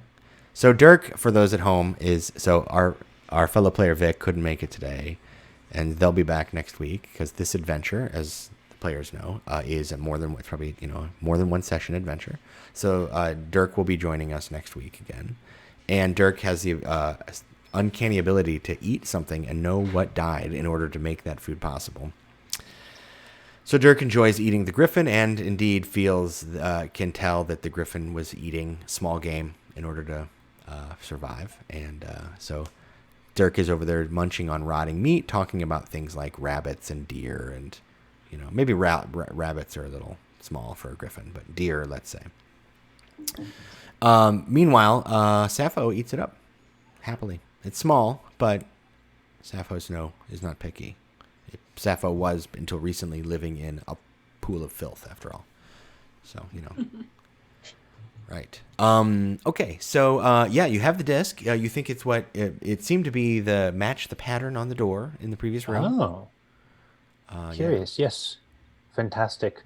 Anthemina will say, oh, yes, I do enjoy this, but because it's pragmatic. And in this case, the use for this is to get into that other door. This is the key. In a manner of speaking. Oh, okay. That's good, because it doesn't look like a key. Not many things do. Well, I thought my axe might be a key, but that wasn't terribly effective either. Mm. I've had to unlearn the tooth normative nature of keys. It's actually an extreme bias that has been passed down by generations. By dwarves, sadly, but that's a conversation for another time. Well, there you go. So, Sappho begins hopping out. Dirk says, "All right, well, let's go back and talk about keys." So, unless you'd like to take a break, I mean, your characters, we as players, I was planning on calling for a break here in a minute as well. But Great Paw did take kind of a beating from our friend the Etten. So, Yeah, Sure, break wouldn't be a bad idea. Great Paw could A use short some rest, healing. Well, good thing you have the tender ministrations of Sildaris. right. And you've got a cleric with a Dirk as well. So, That is true. so if Sildaris would like to cast a spell, Dirk will do as well. Oh, and I will turn off my rage. Yes, rage is off, and Dirk slapped you on the shoulder and offered you some. Say, well, at least you're not dead. And you get 11 hit points back. Thank And you. I will allow the flame to burn itself out And rather than hurting my friend. And here is another spell I prepared. all right, there you go. So you get 4 more. And 2 damage from dueling style. That's That's right. right. Unclick it again. Yeah, so Sildaris actually punches you in order to heal you, and no, heals 4, hurts 2. Tender ministration. That's right. Well, that's mighty kind of you. Thank you. All right. So, do you also want to take a short rest, or do you want to just press on? It's up to you. I'm fine. I'm close to full. Okay. Not super close. I'm 2/3 of the way to full. Like on a scale of 1 to 59, I'm at a 42. Yeah, roughly speaking. All right. Well, how about this? Why don't we go ahead and take a quick break as we, the players here, and then when we get Okay. back, you all can decide if you're going to just go ahead and take the short rest and roll hit dice if you want, Okay. and find out what the consequences of that might be, or press on. Your choice. Everyone at home, we will be back in about 10 minutes. Thanks for tuning in. We are Sigil Spotlight, and we will be right back. It's a cutie. And we're back. Hello, I'm Eugene Marshall, and this is Sigil Spotlight. We are a diverse community of tabletop role-playing game creators featuring each other's work. Today, we're playing The Shape of Madness. Here, I'll give you a fun image of the cover here. The Shape of Madness is an adventure written by me. And these fellows, the Modrons here, they might show up eventually.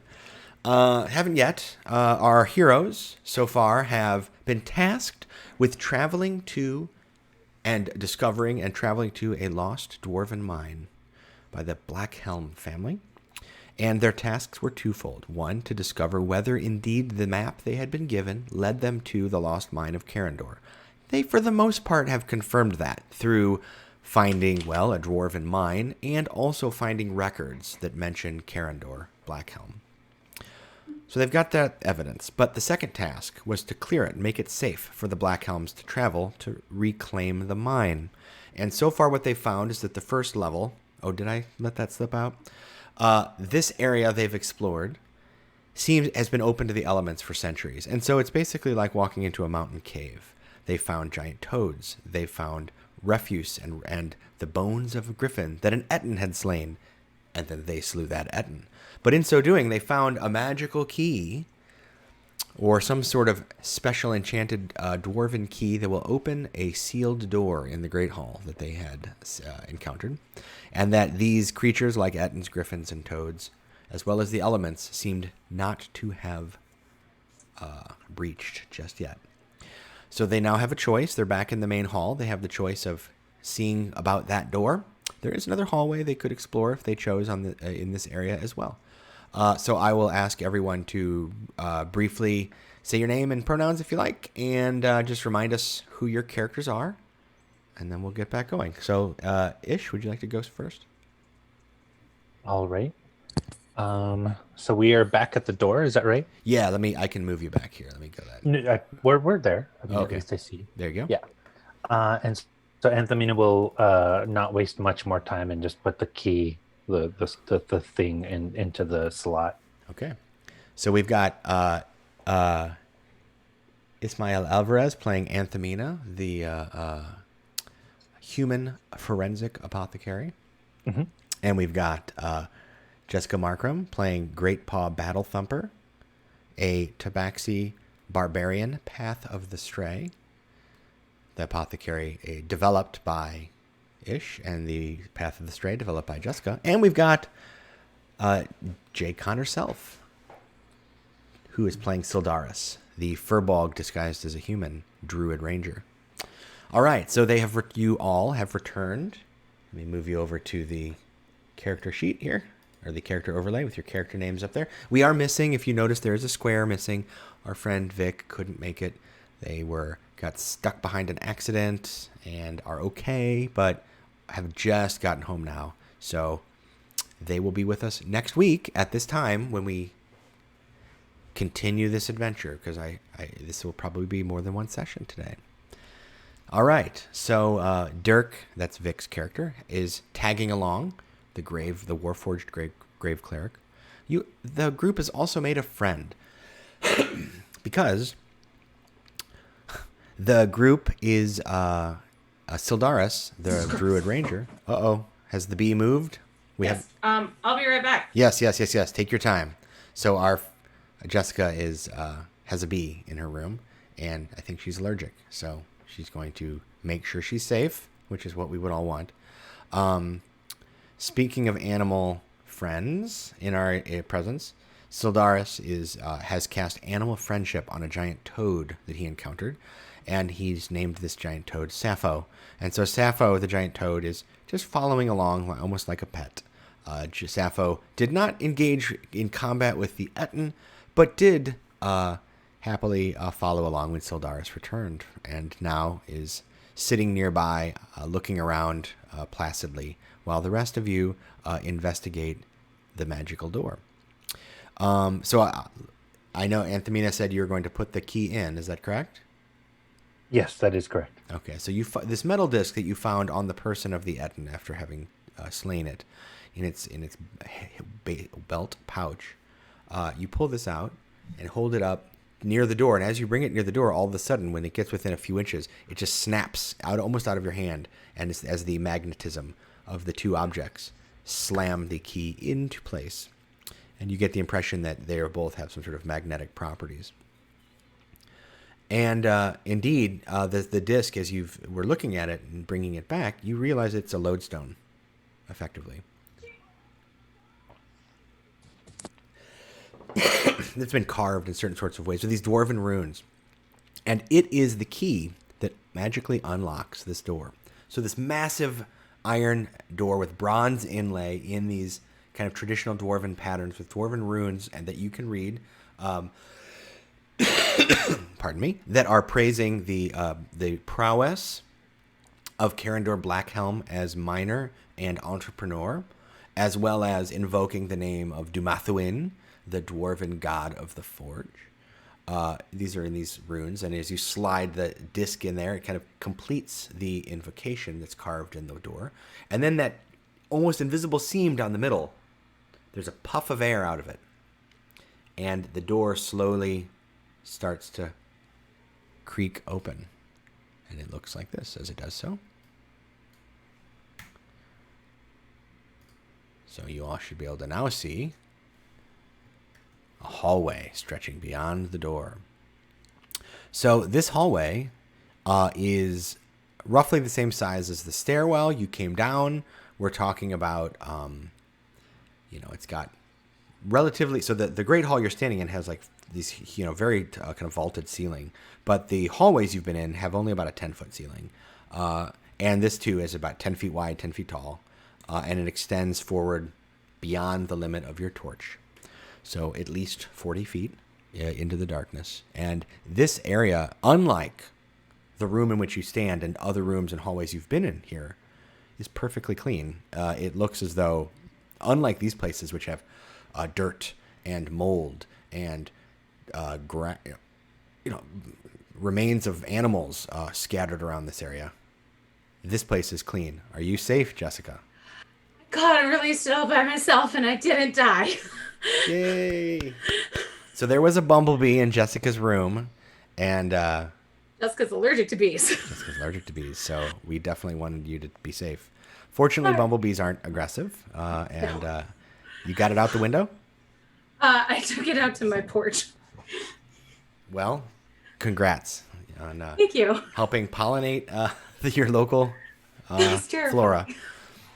All right. Sorry about that. No, not at all. I'm just glad it didn't cause any trouble, right? I'm glad it was just a friendly bumblebee and not a wasp or something. Not a murder hornet. Right, exactly.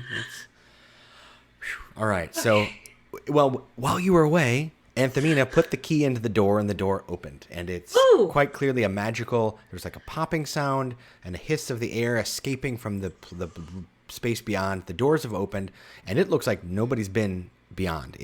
There is a thin coat of dust on the floor, but it seems to be entirely undisturbed beyond these doors that have now, as you can see, if you're looking through at your character, the hallway beyond is open, but extends into the darkness.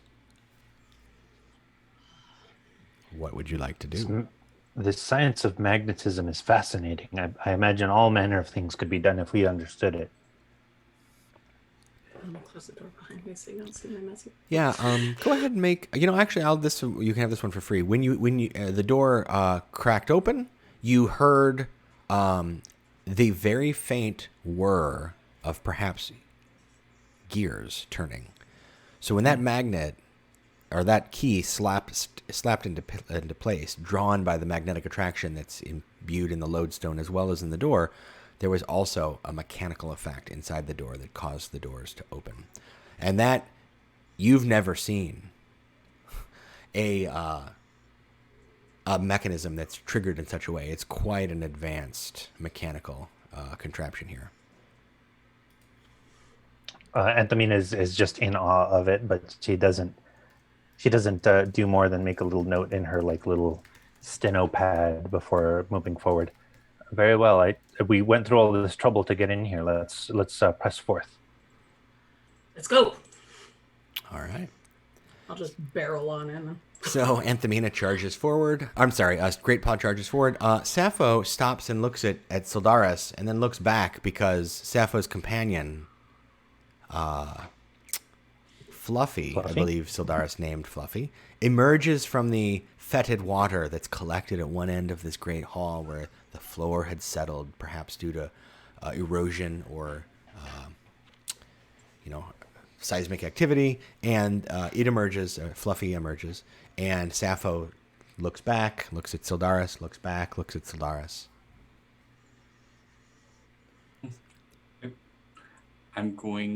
Sildaris will look at Fluffy and say, Fluffy, you want to be careful. There are things in here that are fancying you a snack. So you just keep yourself hidden and you stay safe, okay? And then Sappho begins to kind of hop her way back over into the fetid pond over there. Hi, Sappho.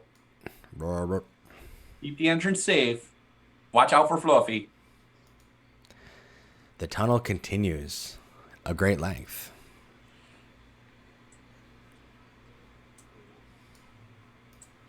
Would you like to keep going?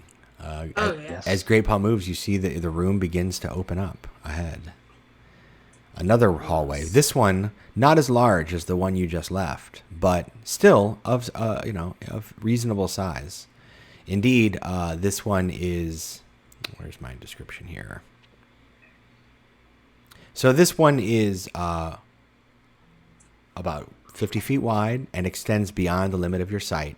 The ceiling here is low, though. It is not vaulted. It is only 15 or so feet.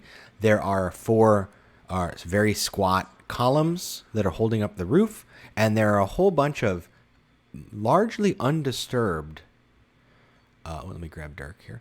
Largely undisturbed tables, stone tables here, as though this were a place where things were kept. So at this point, we should go ahead and stop for a moment. Let me see what you can see. Yes. Okay. So. You think, was it a grave? Are these memorials? So there is these actually. So go ahead and give me perception check. Yeah, sure, we'll do perception check, but don't move your tokens anymore, please. 13. All right. Where's my perception? There we go.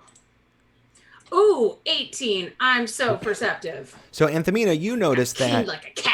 these aren't actually tables. They're actually like low shelves. So you think this was in like a place for storage of perhaps wealth or objects or perhaps ore that has been taken from the mine. You're not sure. But yeah, and it does seem confirmed because as you look around, you see here and there's a small piece, a fragment of different sorts of stone.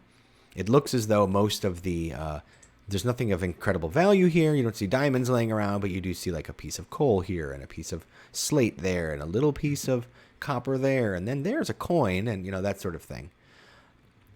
But Great Paw, you notice something perhaps more important, which is that out of the from the back, there is a statue back here. I don't know if you can see that.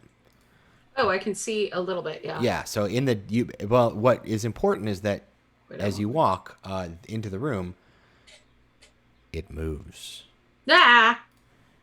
Great Paul would not be scared like that. That's just not. So it begins to walk towards you.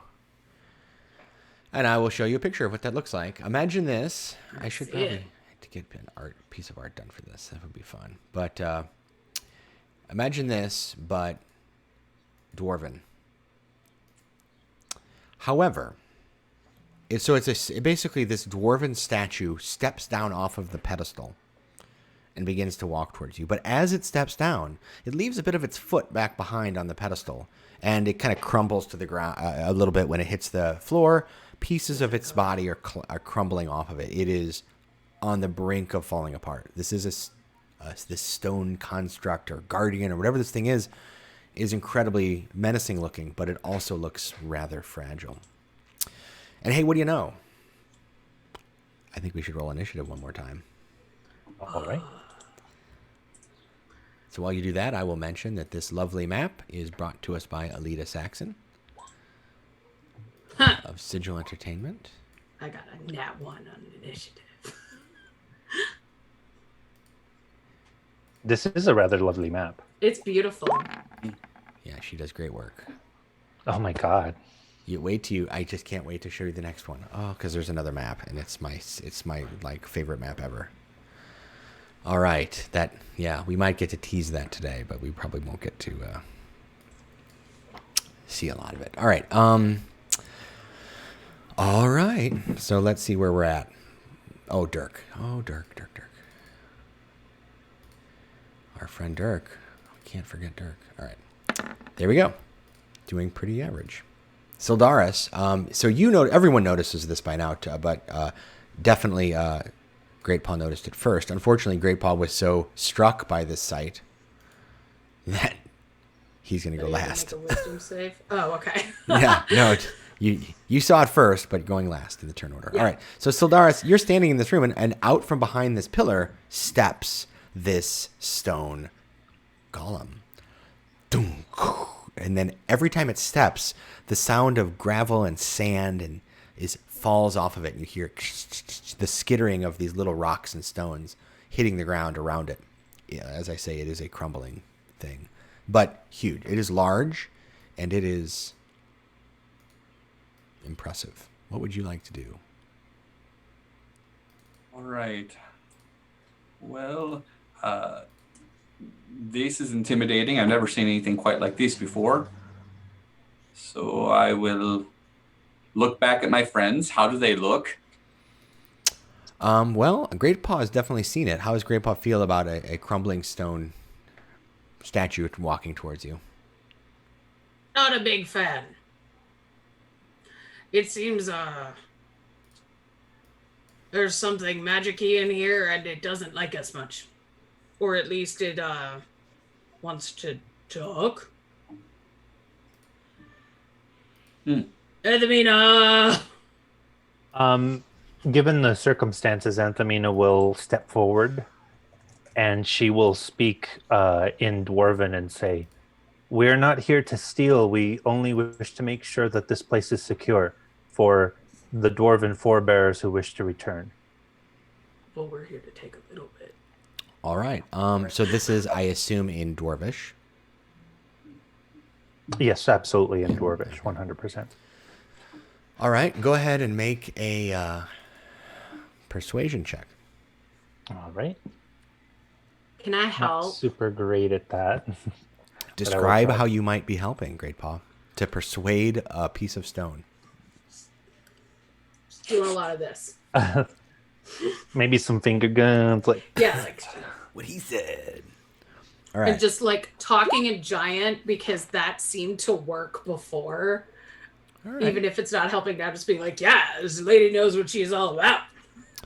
So, all right. So the stone golem it's not its turn yet, but it has stepped out and it is regarding you. It does not seem to be raising its arms. It's not charging at you, but it has stopped and is staring at you as you speak. Okay, Anthemina will just kind of hold her hands out to say, "Okay, I think it was just to listen." Okay, so Sildaris, what are you going to do? I actually, sorry, I had the order wrong. So Sildaris, what are you up to? Sildaris is always unsure of himself and his abilities. And this is way outside the scope of anything I'd like to handle. So, but Anthemina is certainly the smartest among us and the best among us. So I will take a step backward and make sure I've got my staff in both hands. Give me the benefit of the dodge action. Okay. So Sildaris kind of takes a defensive posture. Dirk comes forward, and Dirk is going to... Well, I guess Dirk will do what Dirk does, which is Dirk is going to bless you all just in case this becomes frightening. So the three of you have the bless effect in place. And we're back to Anthemina, so you kind of did your action. So at this point, the crumbling stone golem steps forward, beginning to raise an arm, but List then stops as Anthemina speaks. And then it just steps back here and takes a position in front of what you can now see are some doors beyond.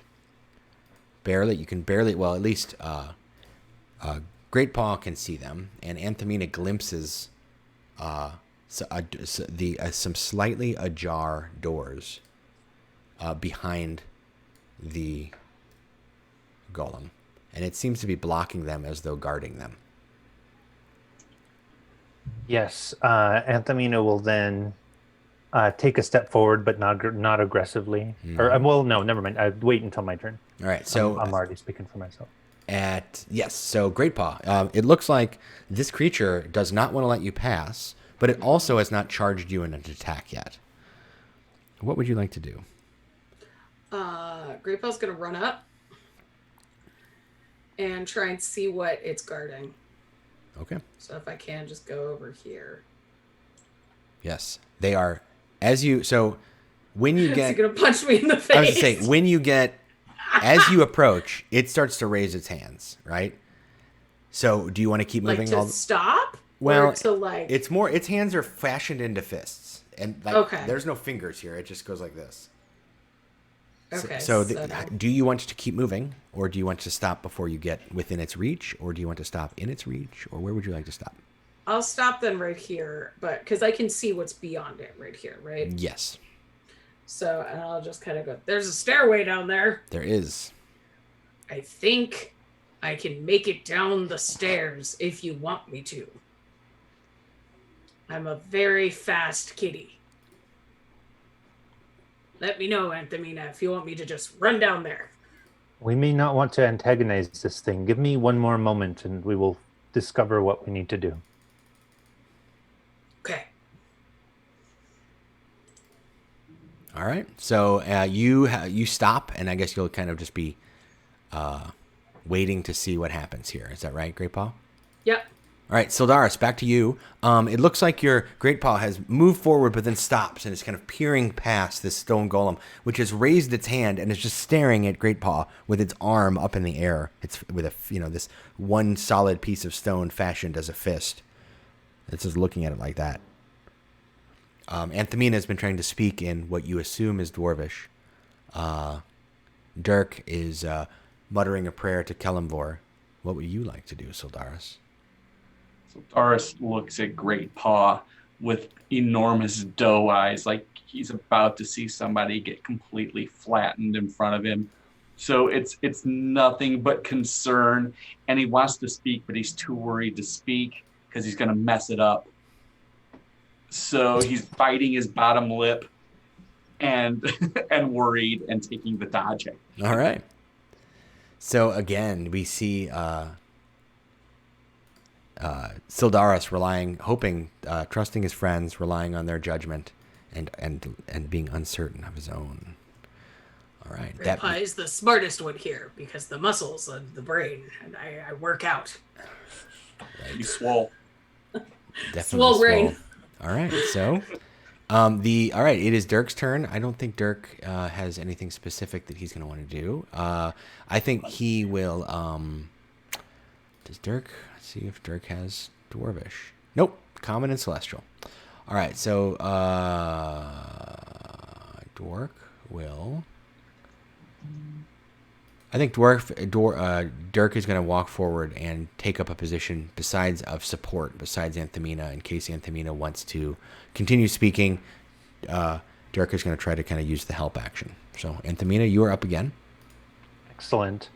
Anthamina will have kind of a plaintive hand gesture in front of her and say, great, and of course she will speak in Dwarven, but she will say, oh, great Dwarven ambulant statue, please allow us to move forward. We are here on behalf of the dwarves.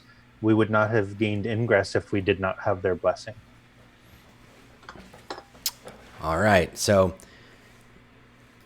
go ahead and make a persuasion check again. You do have advantage from Dirk helping, because I'm going to say that Dirk is... And you have that bless if you want.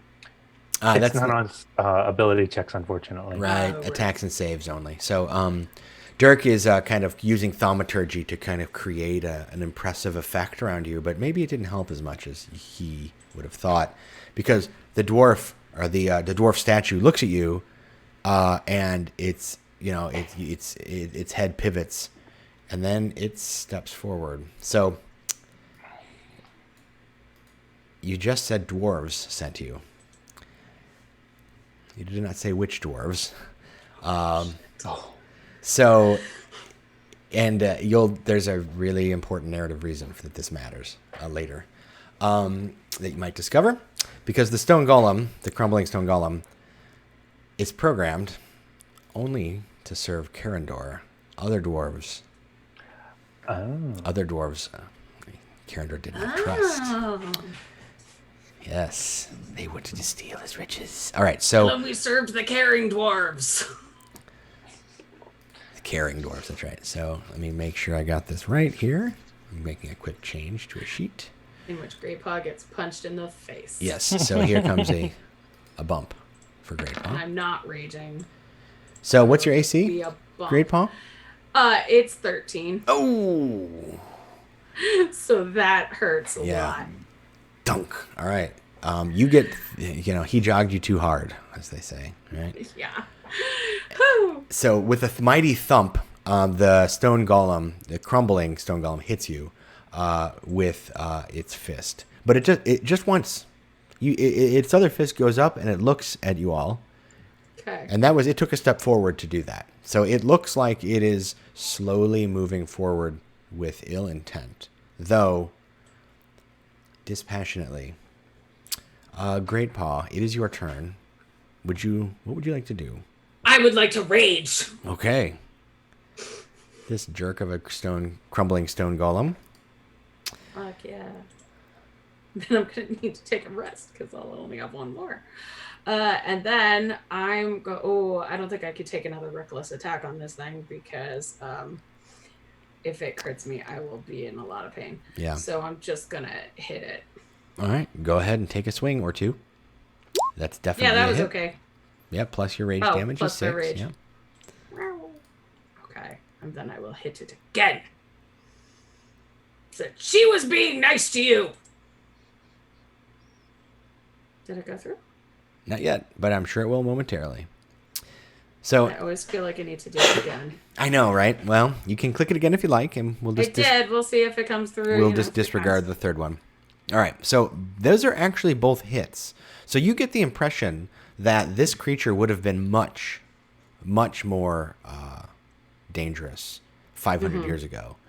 But in the absence of its master and the magics that have been sustaining it, perhaps there's something else going on here. It's crumbling and falling apart. So it's like hitting sandstone. You hit it, not like granite. It hit it, and it just like pieces of it just collapse, and kind of poof off, the stone dust, thrown up into the air.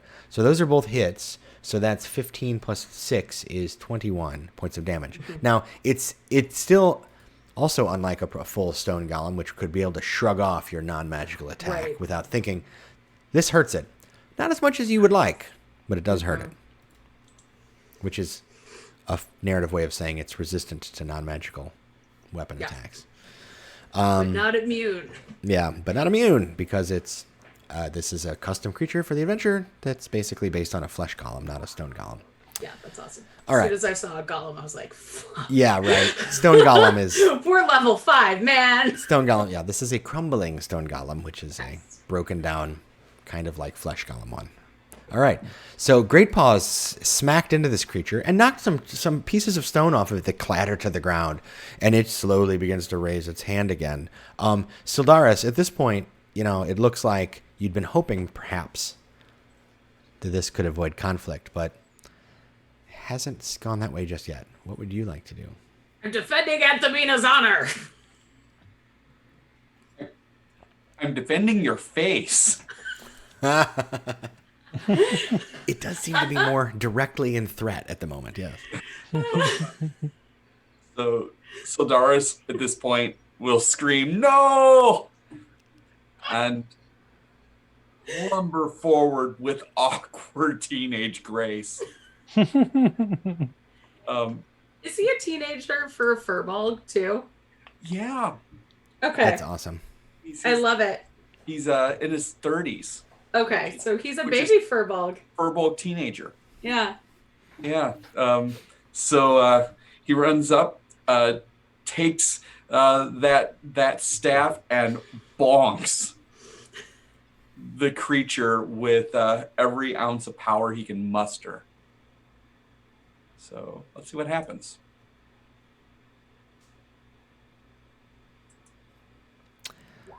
Okay. So you run forward and swing your staff down, and it feels kind of like hitting stone with a staff of wood. So, right?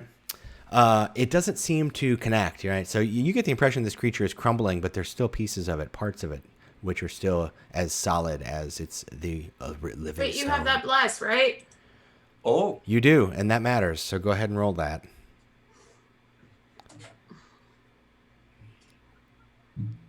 Good. That's a hit. Ooh. Okay, so 11. That matters. All right. So, and that's a magical weapon. Does it do magical bludgeoning damage? I guess so. It does. It's magical. All right. So Gotta love those clutch D4 rolls. No kidding, right? Bless coming through. Yeah. All right. So Bless and guidance are like the best things. Great Paw slashes into this creature, knocking off some pieces of stone, and then Sildaris walks up, thunk, hits it just in the right spot, and a big chunk slides off of it onto the ground, crashes into pieces. It's what has slow. happened without the help of the new gods? Oh, there you go. Okay, but I will. I'll drop the glamour Okay. and suddenly appear 2 feet taller. Yeah. And I'm going to say, "Why don't you pick on someone your own size?" And I'll flash it my toothiest grin. But that's just to distract from what's about to happen, because Great Paw, who's just been flattened, I'm fine. there's a number of fairies that materialize and begin dancing around him. Aw. And one gets right up real close, and she gives a tiny little fairy kiss on the snout, boops the cat, Boops. and The cat. The cat does it. and you regain 6 hit points and gain 1 temporary hit point Oh, nice. from the fairies. I've never used this ability the whole time I played. That's There it is. cool. Balm of the Summer Court. The dream. Oh, Yes. So yeah. Sildaris is a Circle of Dreams druid. Yes. So the energy of the Feywild flows through you. You've been there recently, and it's fresh within you, right? And the creature that you choose, Great Paw, regains the flush of life thanks to the living Feywild. All right. Dirk, I think, will step up, and I guess Dirk will do the Toll the Dead again. So once again, Dirk, the Warforged Grave Cleric, calls upon his god Kelemvor, and the toll of the bell sounds out. All right. 2d12. It has taken damage. 14. Oh, that's a good one. All right. All right. It is Anthemina's turn. Alrighty. Anthamina is going to ready another special unguent to use with her slingshot. Yes. That is experimental kind of unguent that apparently slows kinetic energy. She is going to aim it at the crumbling stone golem, and it's going to be another one of those little ceramic pellets again. And this is basically a ray of enfeeblement. I can put that on the... Oh, that's important here. Because that will weaken the crumbling stone golem's ability to do damage with strength, if I recall. Yes. Correct. All right, so make the ranged spell attack, and that will, so you just like roll a d20. Yeah, let me go ahead and do that. And my spell attack should be, because it has it on my character sheet, it should be +7. So. All right. That plus makes sense at level 5. All right. Oh. So. I do have the D4. Yes, you'll need it. That does it. All right, another 4, a clutch 4. Awesome. So this pellet flies through, and it hits the stone golem right in the head, doesn't break. But then it falls down and crashes and breaks on its chest. And the unguent kind of seeps into its skin, or its stone, and you see the kind of chemical effect. It starts to speed up the erosion that's already brought this creature to kind of like a weakened condition. Pieces begin to drip and run and fall off, almost like you're putting water onto dry sand. And so now it's going to deal only half damage when it uses its strength attacks. At the end of its turn, it gets to make a Constitution save, which is key because before it only swung its fist once because it was uncertain whether you were serving its true masters or not. But now it's not. It's certain you're not. So it's going to hit twice. Once at Great Paw and once at Sildaris. So this one's at Great Paw.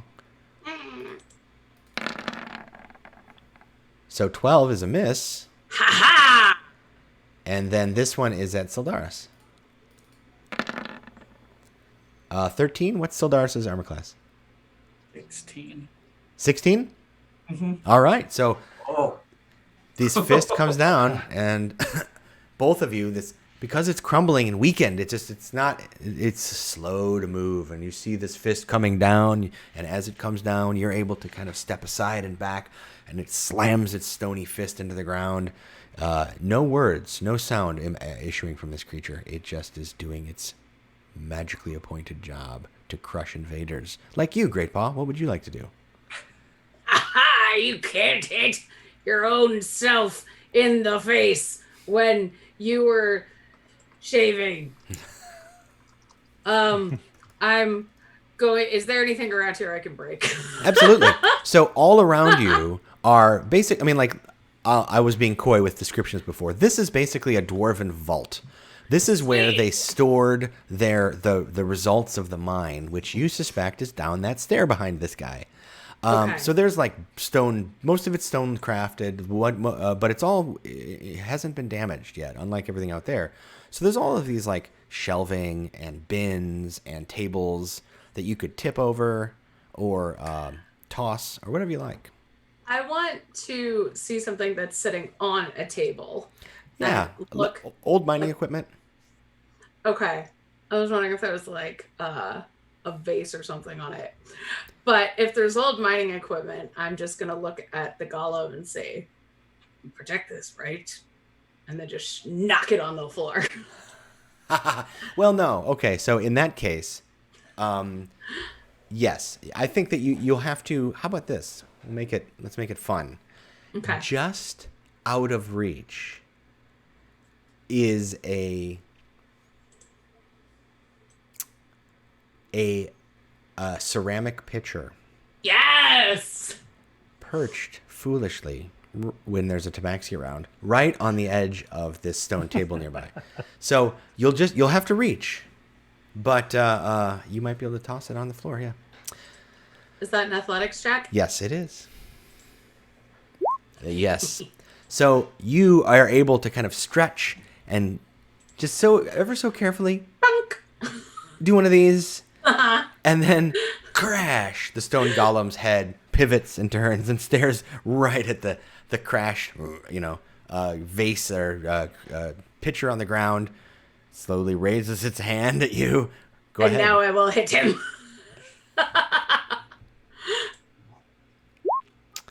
All right, roll your bless. Because are you Oh attacking yeah, recklessly? I'm also blessed.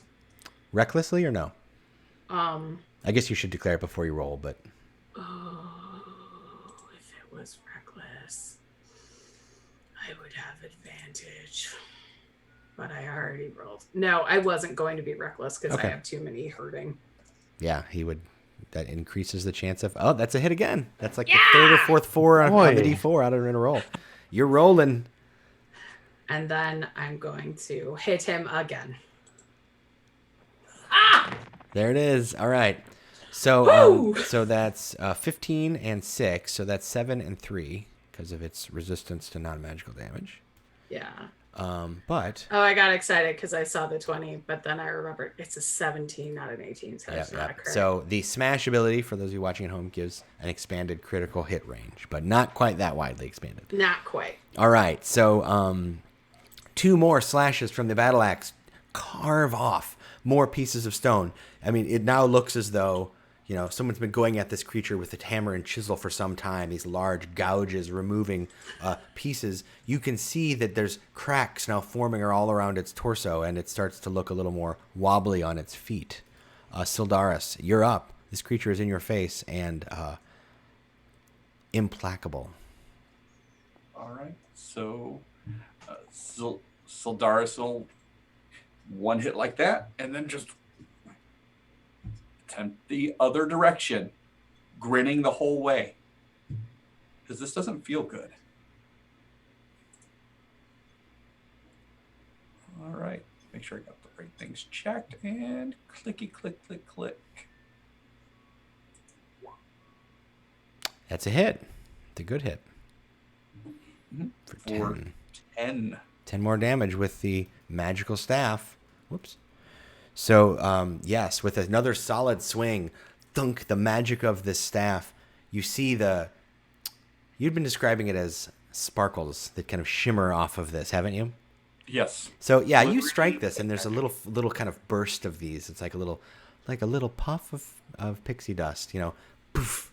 But as it settles on this creature, you know, it makes the stone even more brittle, and pieces begin to slide off, crashing to the ground.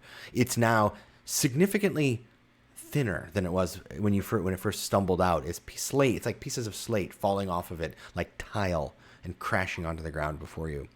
Why couldn't you let us love you? Dirk calls on Kelimvor once more because Dirk is an NPC, so Dirk is just going to cast cantrips. And Dirk deals heckin' damage with that because 2d12 on the golem. Well, okay, not heckin' damage, but still. The bell tolls, and necrotic energies dance down this creature. All right, it is now Anthemina's turn.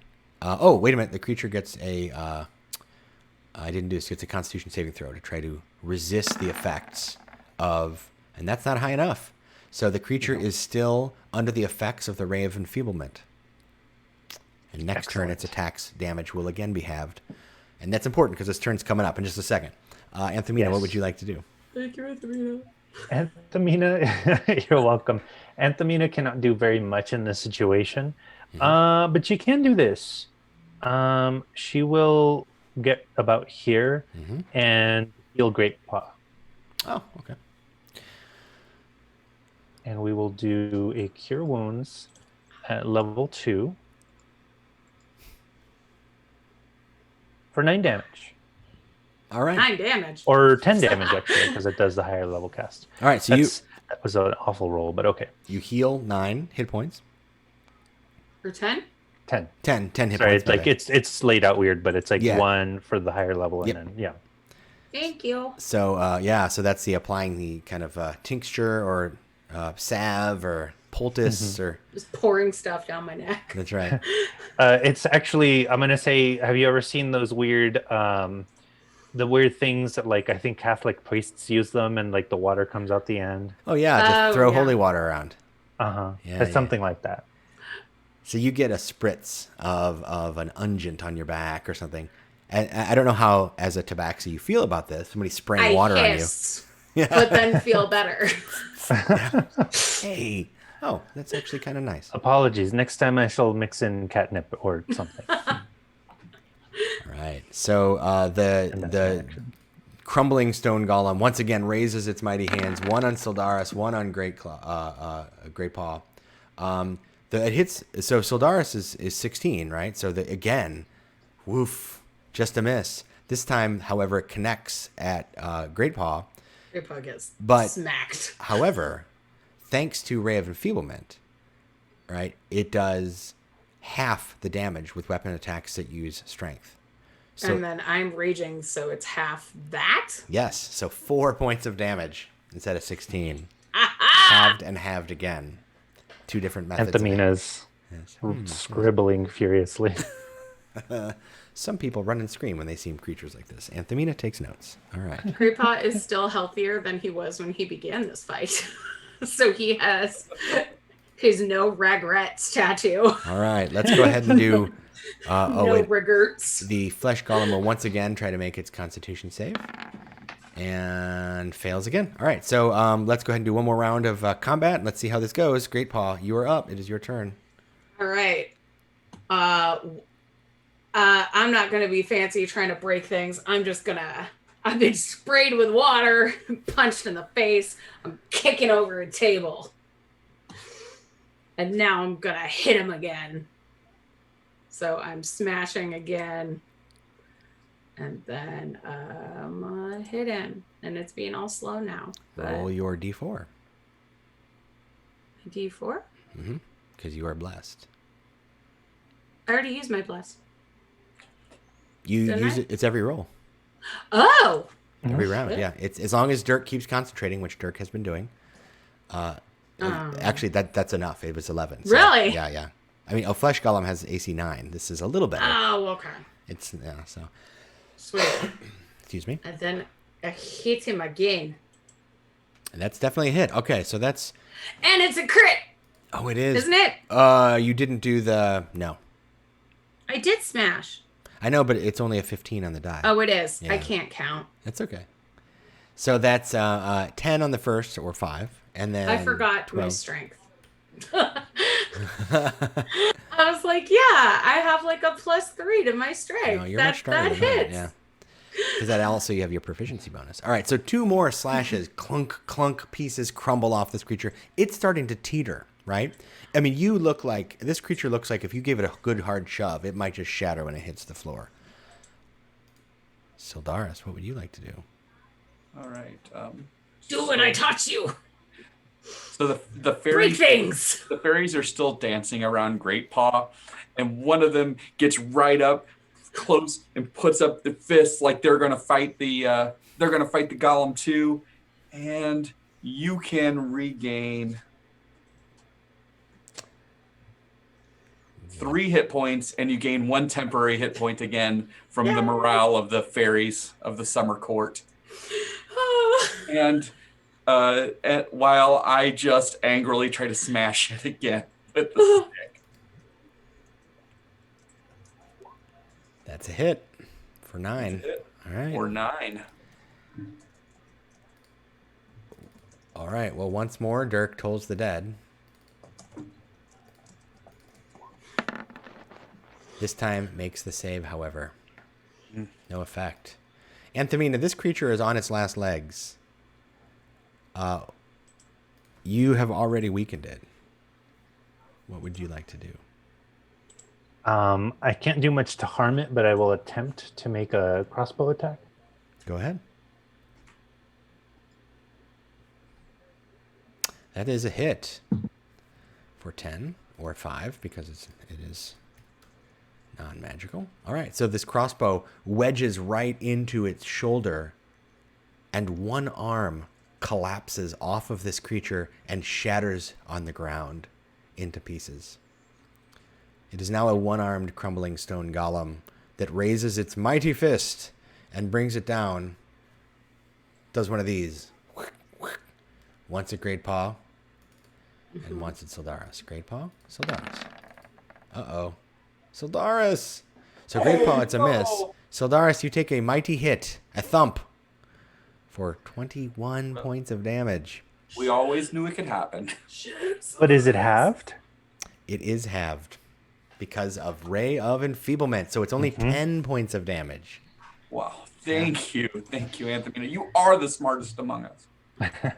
Ray of Enfeeblement for the win. So yes, but 10 points. That's still smarts. yeah. That's a clutch spell right there for this. Yeah. Great Paw. I think you've had enough of this creature. Why don't you? I really have. Why don't you do what you gonna do? I'm gonna recklessly attack him, Do it. and I'm gonna smash him in the face. I think you're about to make him the object that gets smashed. That's a hit. Okay. Ooh. Go ahead and do one more attack. Okay. All right, that's good enough. So that is enough. So would you like to describe destroying this crumbling stone dwarven golem? Yeah, at this point, Great Paw is so over it that he pretty much jumps on the golem and is standing on him with his feet, because that's what he has, and is hacking at him and just pulling out chunks, and stops even using his axe and is just pulling him apart and going, "You hit the little boy!" So yes, Great Paw jumps up with a climbing speed, the tabaxi, back legs, feet, kind of talons dig in, finding cracks in the crevices, and you're standing there just, I don't like you, as pieces of stone fly in all directions until finally the last strike, it just sunders it right down the middle of the torso, and you and it just collapse to the ground, rubble. And then I'm there kind of just like, pick my axe up. You okay? What? Everybody okay? One of the little fairies that was dancing around Great Paw goes close enough to check her temperature with the back of its hand. I am fine. I'm more concerned with Soldaris. He was rude to you and he punched Sildaris, and I don't let that stand. It's okay. It hit mighty hard. Is it turning blue? I want to try and send my fairies over to Sildaris if I can. I don't speak Sylvan, but I'm just going to start batting them at him. When they're batted at, they'll disappear. Oh, shit. Sorry. Go over there. And then That's all right. And what color is the furball normally? Blue. Okay. Double check. Am I turning blue? Yeah. Doesn't hurt here. But right. Yeah. If you're healthy enough to make lame jokes like that, I'm not as worried about you. Oh. And then the ears droop. Ooh. And the lip goes out. I'm glad that you're okay, Soldaris. See, look, now you've made him blue. So, all right. So you find yourself in the dwarven vault of the lost mine of Karendor, guarded by an ancient, perhaps even forgotten guardian here, this magically created stone golem that's crumbled from time or some ill effect. But unfortunately, the vault seems to be largely empty. Remember, though, that the Black Helms believed that there was a wealth of an adamantine vein below in the mine. Mm-hmm. And that was the source that they were hoping would make everybody rich. There is a stair descending here. What would you like to do? So is this a rest moment? Is this, it seems like the area seems quiet. And indeed, your impression was that before you entered, nothing had stirred here for a long, long time. I could rest to get some rage back, or we could go check out that other hallway before we descend. I'd say a rest is probably in order regardless. Yes, and if I remember right, our job was to come in here and make sure that we went through and we pulled out anything that might have been dangerous. So that would mean that we should probably check that other place just in case. Agreed. What happened to your frog? Oh, they're doing frog things. Oh, it's fine now. As frogs do. Good for them. Well, this is the down. And Great Paw kind of licks his finger and holds it up. It says, so, I believe the mine is, down there. So if we want to clear the area, we check there. And then the down is later. Or now. That is what I've discerned. If I'm not mistaken, I believe that this room that we're in is some kind of a staging point for the things they bring out of the mine. So that would mean that the mine is down there, if my hunch is correct. But it wouldn't hurt to look in the other hallways. Great Paw kind of claps Anthony on the back and goes, you don't need hunches when you know things, lass. But yes, that's a good point. And Sildaris will just walk past to make the way out of the room, look over at Anthemina and say, I thought it was funny, and then just keep walking. Yeah. You've made Sildaris blue. All right. So you're going to return back to the other hallway, is that correct? Mm-hmm. All right. I have just to...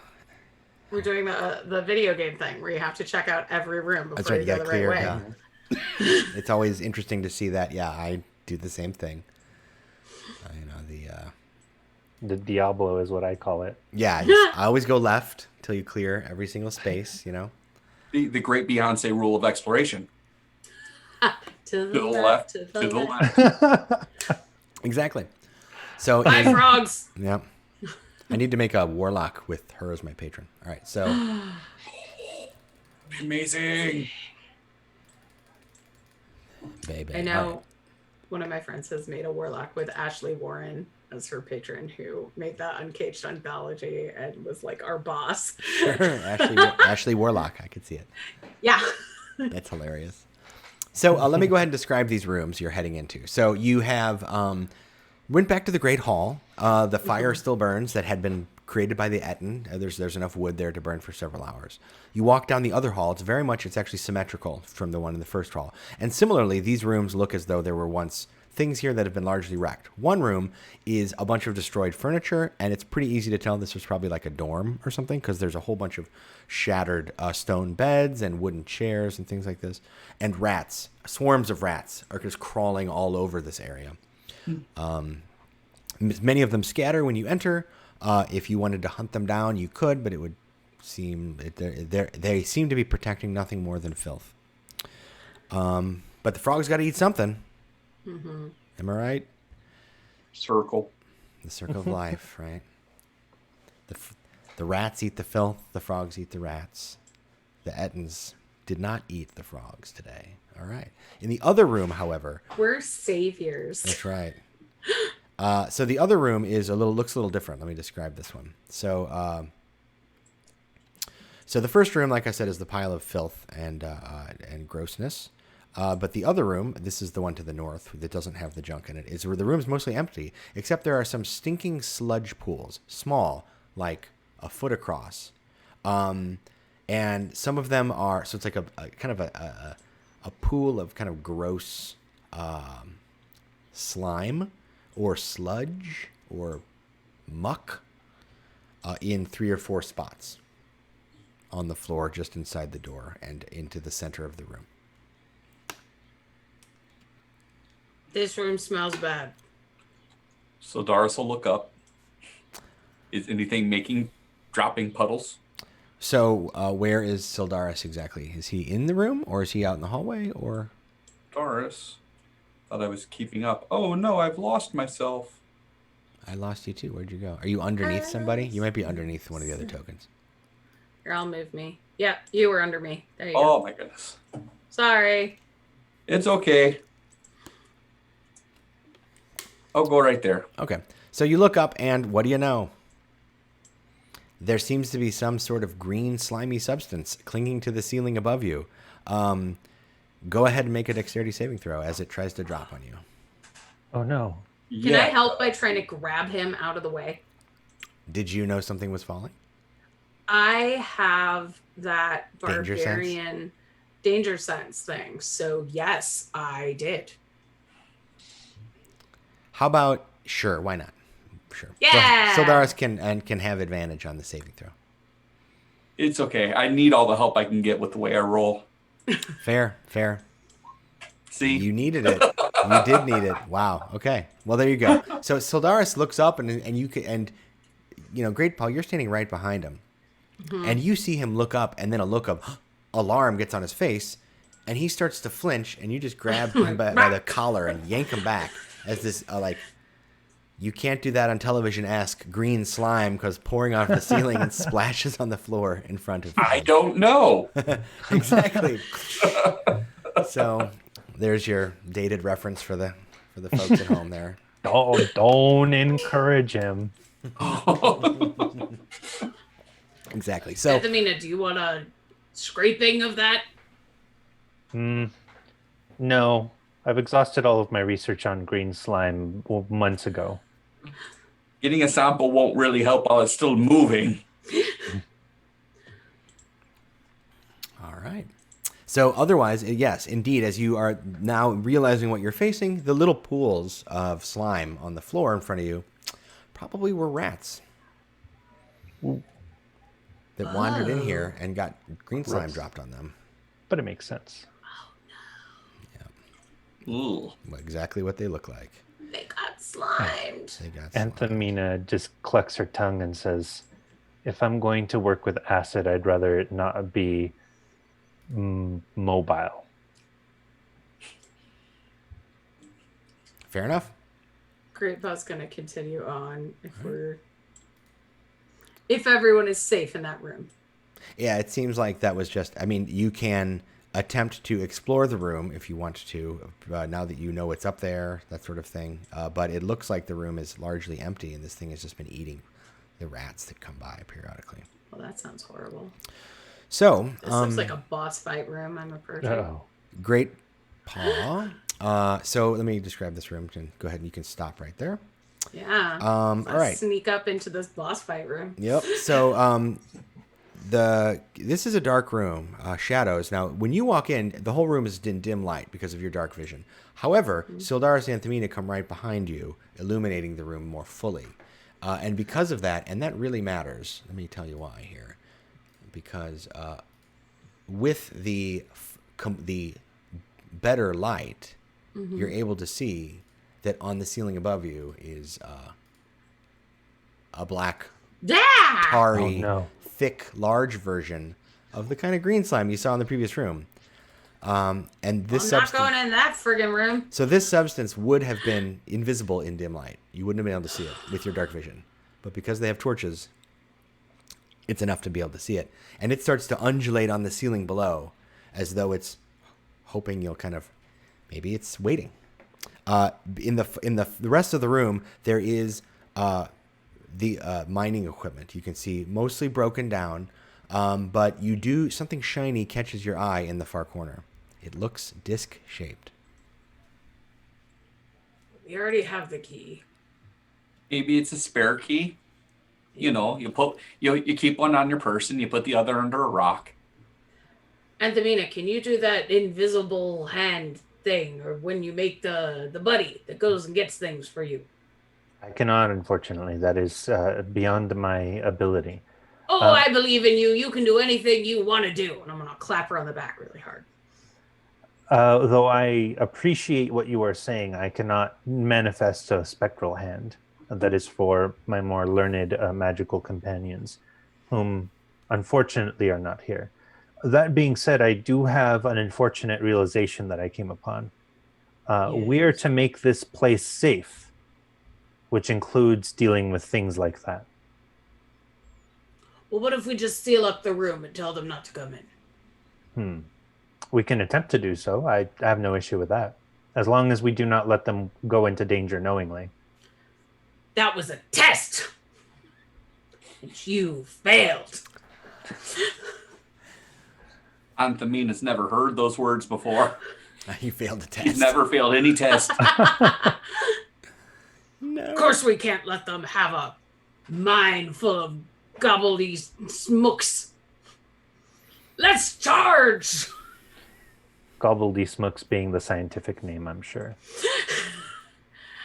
And Great Paw is going to attempt to just throw his battle axe at this thing. Okay. Inspired by Anthamina. Go ahead and make a. All right. So the black pudding has been hiding against the ceiling, waiting for you to enter. It seems, well, you can't tell, but yeah, it knows you're there, right? Okay. And it's waiting. It was waiting, but for you to get into range of its drop. But now you're just throwing an axe at it. So go ahead and make a. Well, it's a thrown weapon. It's improvised thrown weapon. So go ahead and make. Oh no, it's my hand axe. Oh, a hand axe. I thought you were throwing your battle axe. Like No. I'm throwing my hand axe. Okay, yeah, go ahead. Throw your hand axe. All right, I actually don't know what their AC is. Oh yeah, of course. That hits. Everything hits. They're just a big pile of goo. They don't try and get out of the way. All right, so this hand axe slams into this creature. I'm not raging still. That isn't happening. No, so 5 points. And so the non-magical weapon made of metal or wood hits this creature, and you can see it begin to corrode. But it hits it and then clatters to the ground beneath it, right? It doesn't stick in it. But it did kind of tear a kind of rent in its black, tarry form. And now, of course, it drops to the ground, following the hand axe and back to its source, namely you folks. So, hey, another combat. All right, combat heavy today. We should go ahead and roll initiative one more time. Say, I have 2 of those hand axes. I don't appreciate them not matching anymore. That's right. One of them is pitted and damaged. All right, so go ahead and do that. Why does that keep... I'm sorry, y'all. I don't have Ooze Friendship as a level 1 spell. Ooze Friendship, yeah. I will say that... Oh, and these are the ones that split, too. Oh, no. This is where Great Paw got everyone killed. This is why I never play barbarians. Yes, so... All right. Where's Dirk's roll? Did I not roll Dirk? Or is it being slow? There's Dirk. All right. All right, that's everybody. So Dirk is up first. Who's your friend? All right, so yes. So Dirk is going to lend a helping hand here. And what level is Dirk? Yes. All right. So Dirk will do... wrong button. So what does these look like for Dirk, I wonder? Let's say that from out of Dirk, this Dirk is a Warforged Grave Cleric, so out of Dirk come little skeletal ghosts that swirl around him, guarding, spirits of death that around in a 15-foot radius, and Dirk steps forward. So, to about here, so that in part as a way to protect you, but also so that these spiritual beings begin to whip and attack at this creature. I'm going to go ahead and throw an aura up around there so that we can keep track of that. It's a 15-foot radius. Ooh, I don't know if you guys can see that, but... Yep. All right, cool. All right, so that is 11 points of damage against a wisdom save. It's not a very wise creature, the black pudding. It is, after all, pudding. And that is not good enough. Oh, I was like, that seems pretty wise. Yeah, so it's a 15 DC, because 18 charisma plus... All right, so anyway. Damn, oh, no, wait a minute. charismatic. No, wait a minute. Or not 18 charisma, 18 wisdom. Oh, no, I'm wrong. Only 16 wisdom. So, no, that is a success. So that's exactly the number the creature needed. So it takes half damage. But that is going to keep happening every round. The black pudding doesn't like that, however, and is going to ooze forward. Although it's most mad right now at Great Paw. As everyone tends to be. So shooting out from it is a pseudopoidal limb, and it slaps at you. But its black, tarry, putty-like pseudopod smacks against the wall next to you with a sizzle to no good effect. Let me make sure I'm doing everything else right here. Lightning or slime. Don't mind me. All right, Sildaris. It is your turn. There is this black undulating mass in front of your friends that is now being attacked by strange ghosts. I'm thinking of the weird little flying ghosts in like Fantasia, Night on Bald Mountain. They're just like whipping around Dirk. I love that scene. Yeah, and kind of attacking this pudding, but it's also shooting its black pseudopods out of your friends. Well, so Sildaris will crouch down a little bit like a cat. His nails will lengthen and harden. His eyes will grow slitted. And he will launch forward with a roar, having cast Hunter's Mark. He's going to single-mindedly attack this creature until it stops being a creature. All right. Because the threat is real, y'all. This is serious stuff. So let's see what happens here. So what kind of attack will that be? Or are you wild shaping? Huh? I'm not wild shaping. I'm casting Hunter's Mark, and that's how it manifests. Oh, okay, very cool. I'm going to take the aspect of a hunter, and I'm going to go after it. I love it. So let's see how this works. I got to click on something to hit it. You do. All right, so that's a 13 to hit. Plus the Hunter's Mark. For 13 damage plus, there's a thing I can do for Hunter's Mark. Where is it at? There it is. Nice. All right, so that is 18 points of damage, and it seems perfectly harmed by your, like you just splat into it, and the pieces of it fly off in different directions and sizzle against the wall. Hunter don't care. Hunter don't care. That's right. 13 plus 5 is 18. All right. Yeah, as you snarl, feral form here. And it is Great Paw's turn. So this creature is this undulating mass. It just slung a ambiguous limb at you. I don't like that. So for the last time today, I would like to rage. And then seeing how it sizzled up my axe, which I don't appreciate. Fair. I'm going to throw myself at it using just my claws. Oh my. Because those aren't metal. And I don't think that's a thing that it corrodes. So I'm going to attack with my fingers. All right, that is a hit. Although I will let you know that a creature that touches the pudding or hits it with a melee attack takes 1d8 acid damage. Oh, ouch. I don't like that. So that includes 1. I was like, I'm not wearing armor. Okay, well, there goes my temp hit point. Yeah. So your 1 temp hit point eaten up by the acid. Psst, like, ow, but you do hit. It hits for 7. And then I'm going to attack him again. That's another hit for 6 more. So 7 plus 6 is 13. And let me just double check something here. It is all right. It is. You cannot destroy my claws. Slashing damage. All right. No. So I hate pudding. each new pudding has hit points equal to half the original puddings, rounded down. All right, so that's 48. That's 24. So, whoops. So now you cut into this creature, and with the hit, I'm just going to count that as, 1. It's now split into 2. I'll put 1 up here next to you, and 1 here next to, there you go.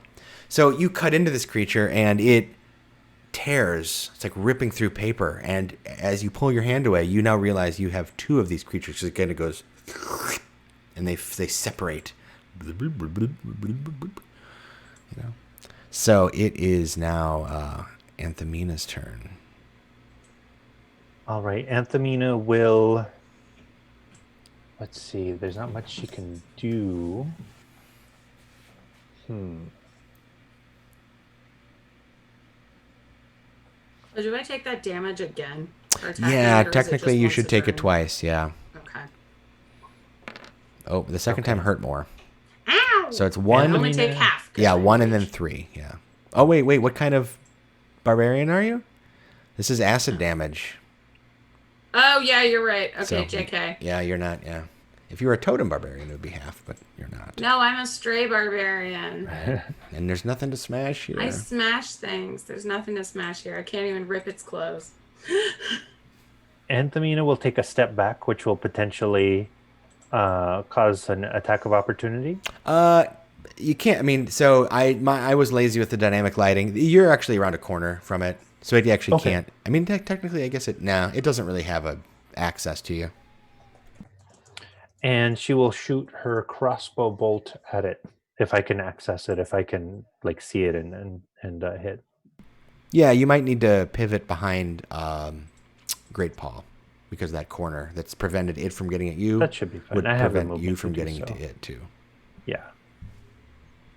So yeah, and then I will make that attack roll. All right.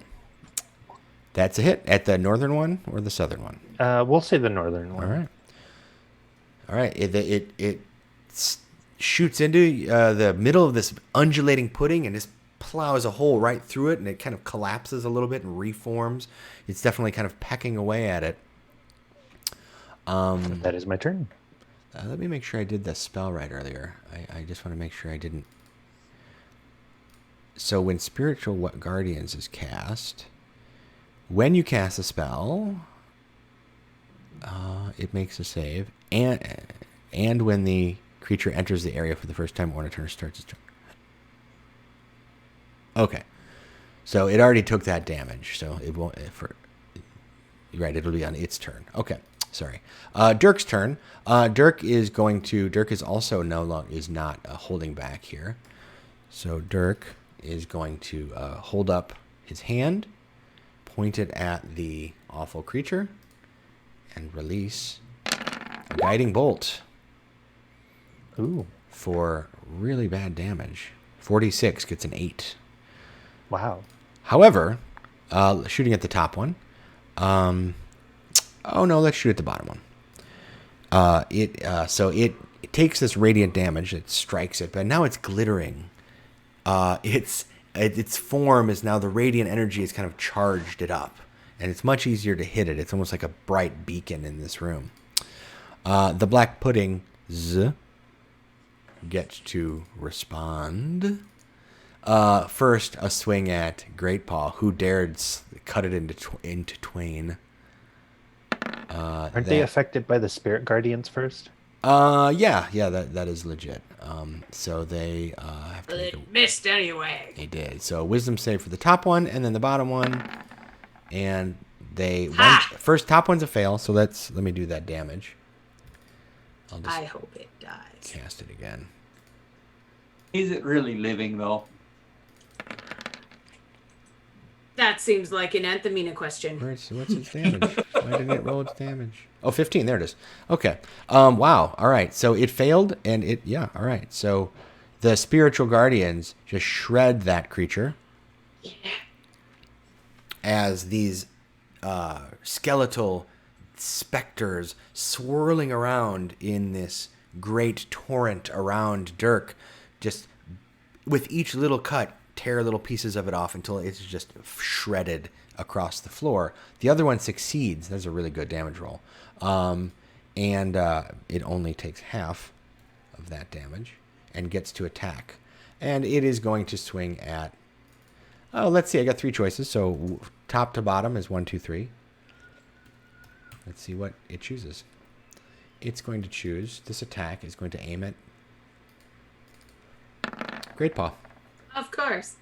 And it rolls a 1. Ha! So it has 9 hit points left. Feel free to... Sildaris, I guess you're up. Go ahead and... we'll let the dice decide. Go ahead and take a whack. It will be dead momentarily. Okay. So I get to make this roll with advantage. You do? Because it's glittering. So I will roar again like a great cat and pounce. Now is my language. Language of the hunter. So make sure I got the right things clicky clicked, and then clicky click this. Oh, yes. Feel free to narrate. What happens? So Soldaris leaps forward, staff at hand, brings it down, giant splat, grossness flies in every direction, unfortunately splattering all the friends. There is no care, because when you wipe it from your face, Soldaris is laying there on his knees, huffing and puffing, having been burned by it. But looks up at you. The face goes a little bit more normal. He smiles. He says, "Is it dead?"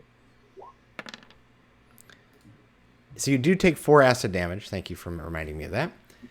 Did it work? It worked. Little big one. Did indeed. All right. So at this point, I'll narrate a little bit because we're coming to a pause point. The rest of this room is remarkably clean compared to the rest of the dungeon. It's as though there's, as somebody said in the chat, a murderous Roomba. That was Alita actually said that. So let me zoom out, speaking of Alita, and show you this, the folks at home at least, this map. Actually, just for you players, because I can do this too. I can reveal all. Ooh. This should work.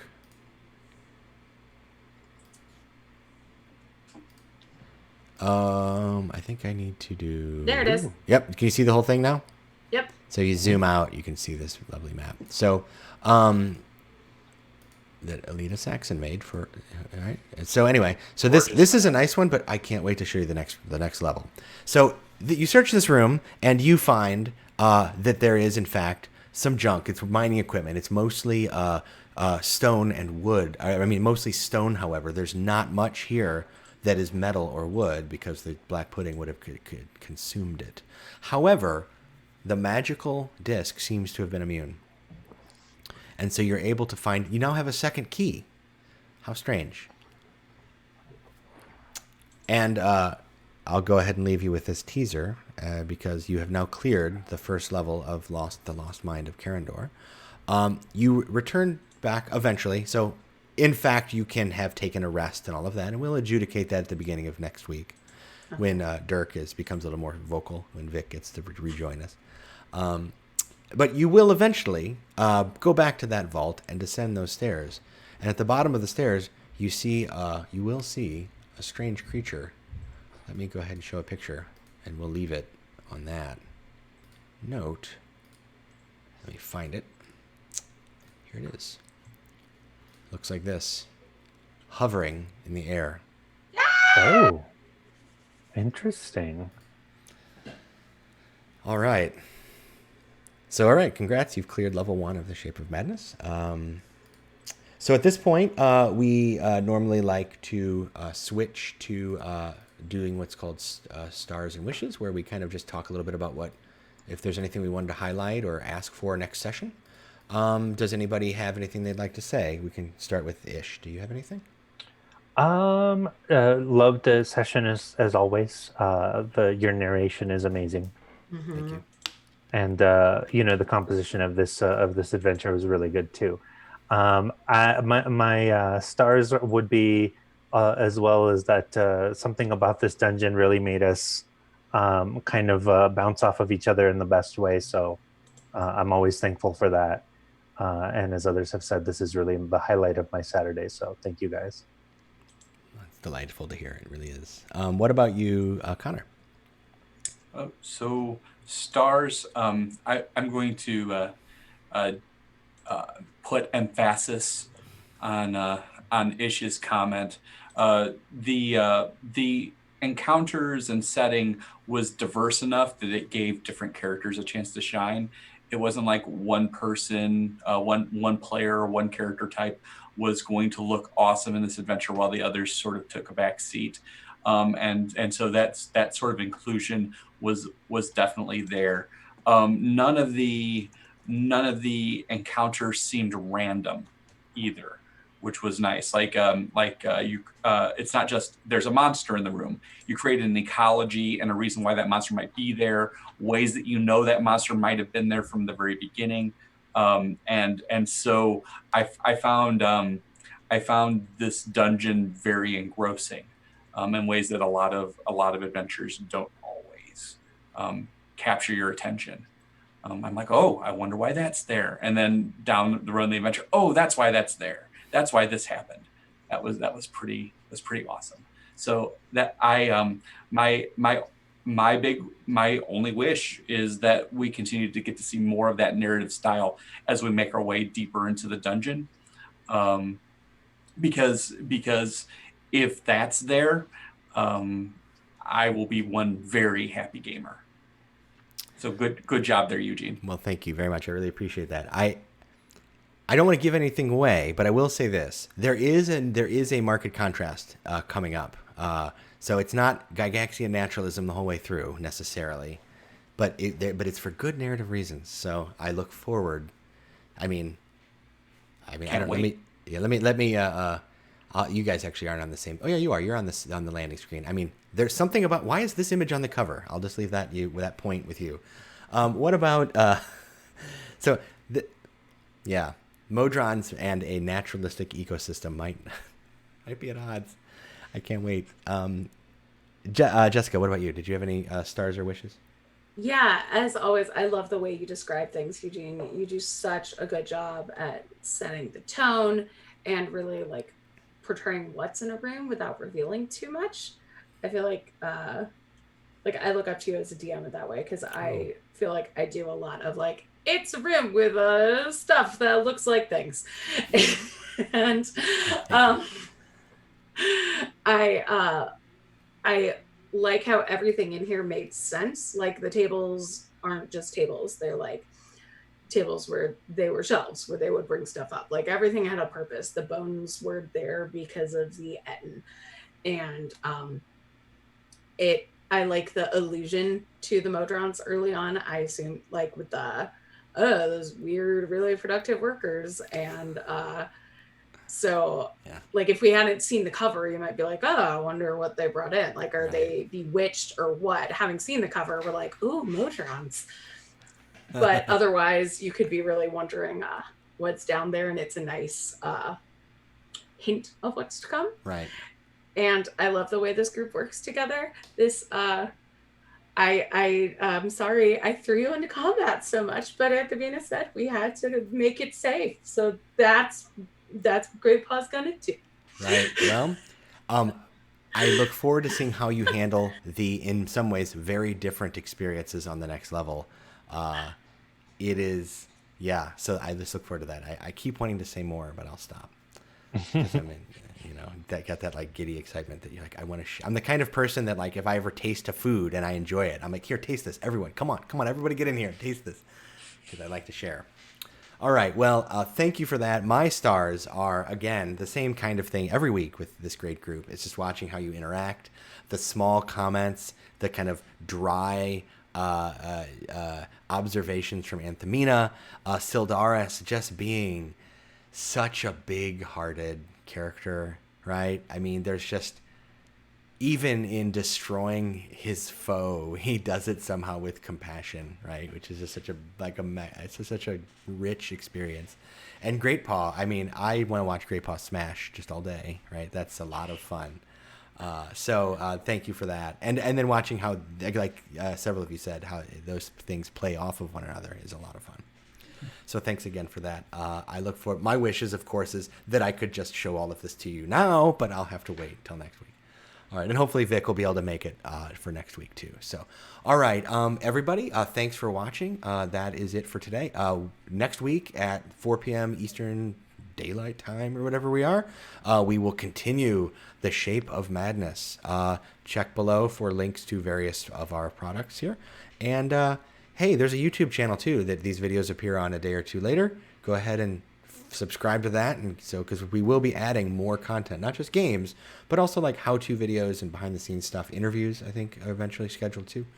So check it out. All right, thanks everybody, and have a good week.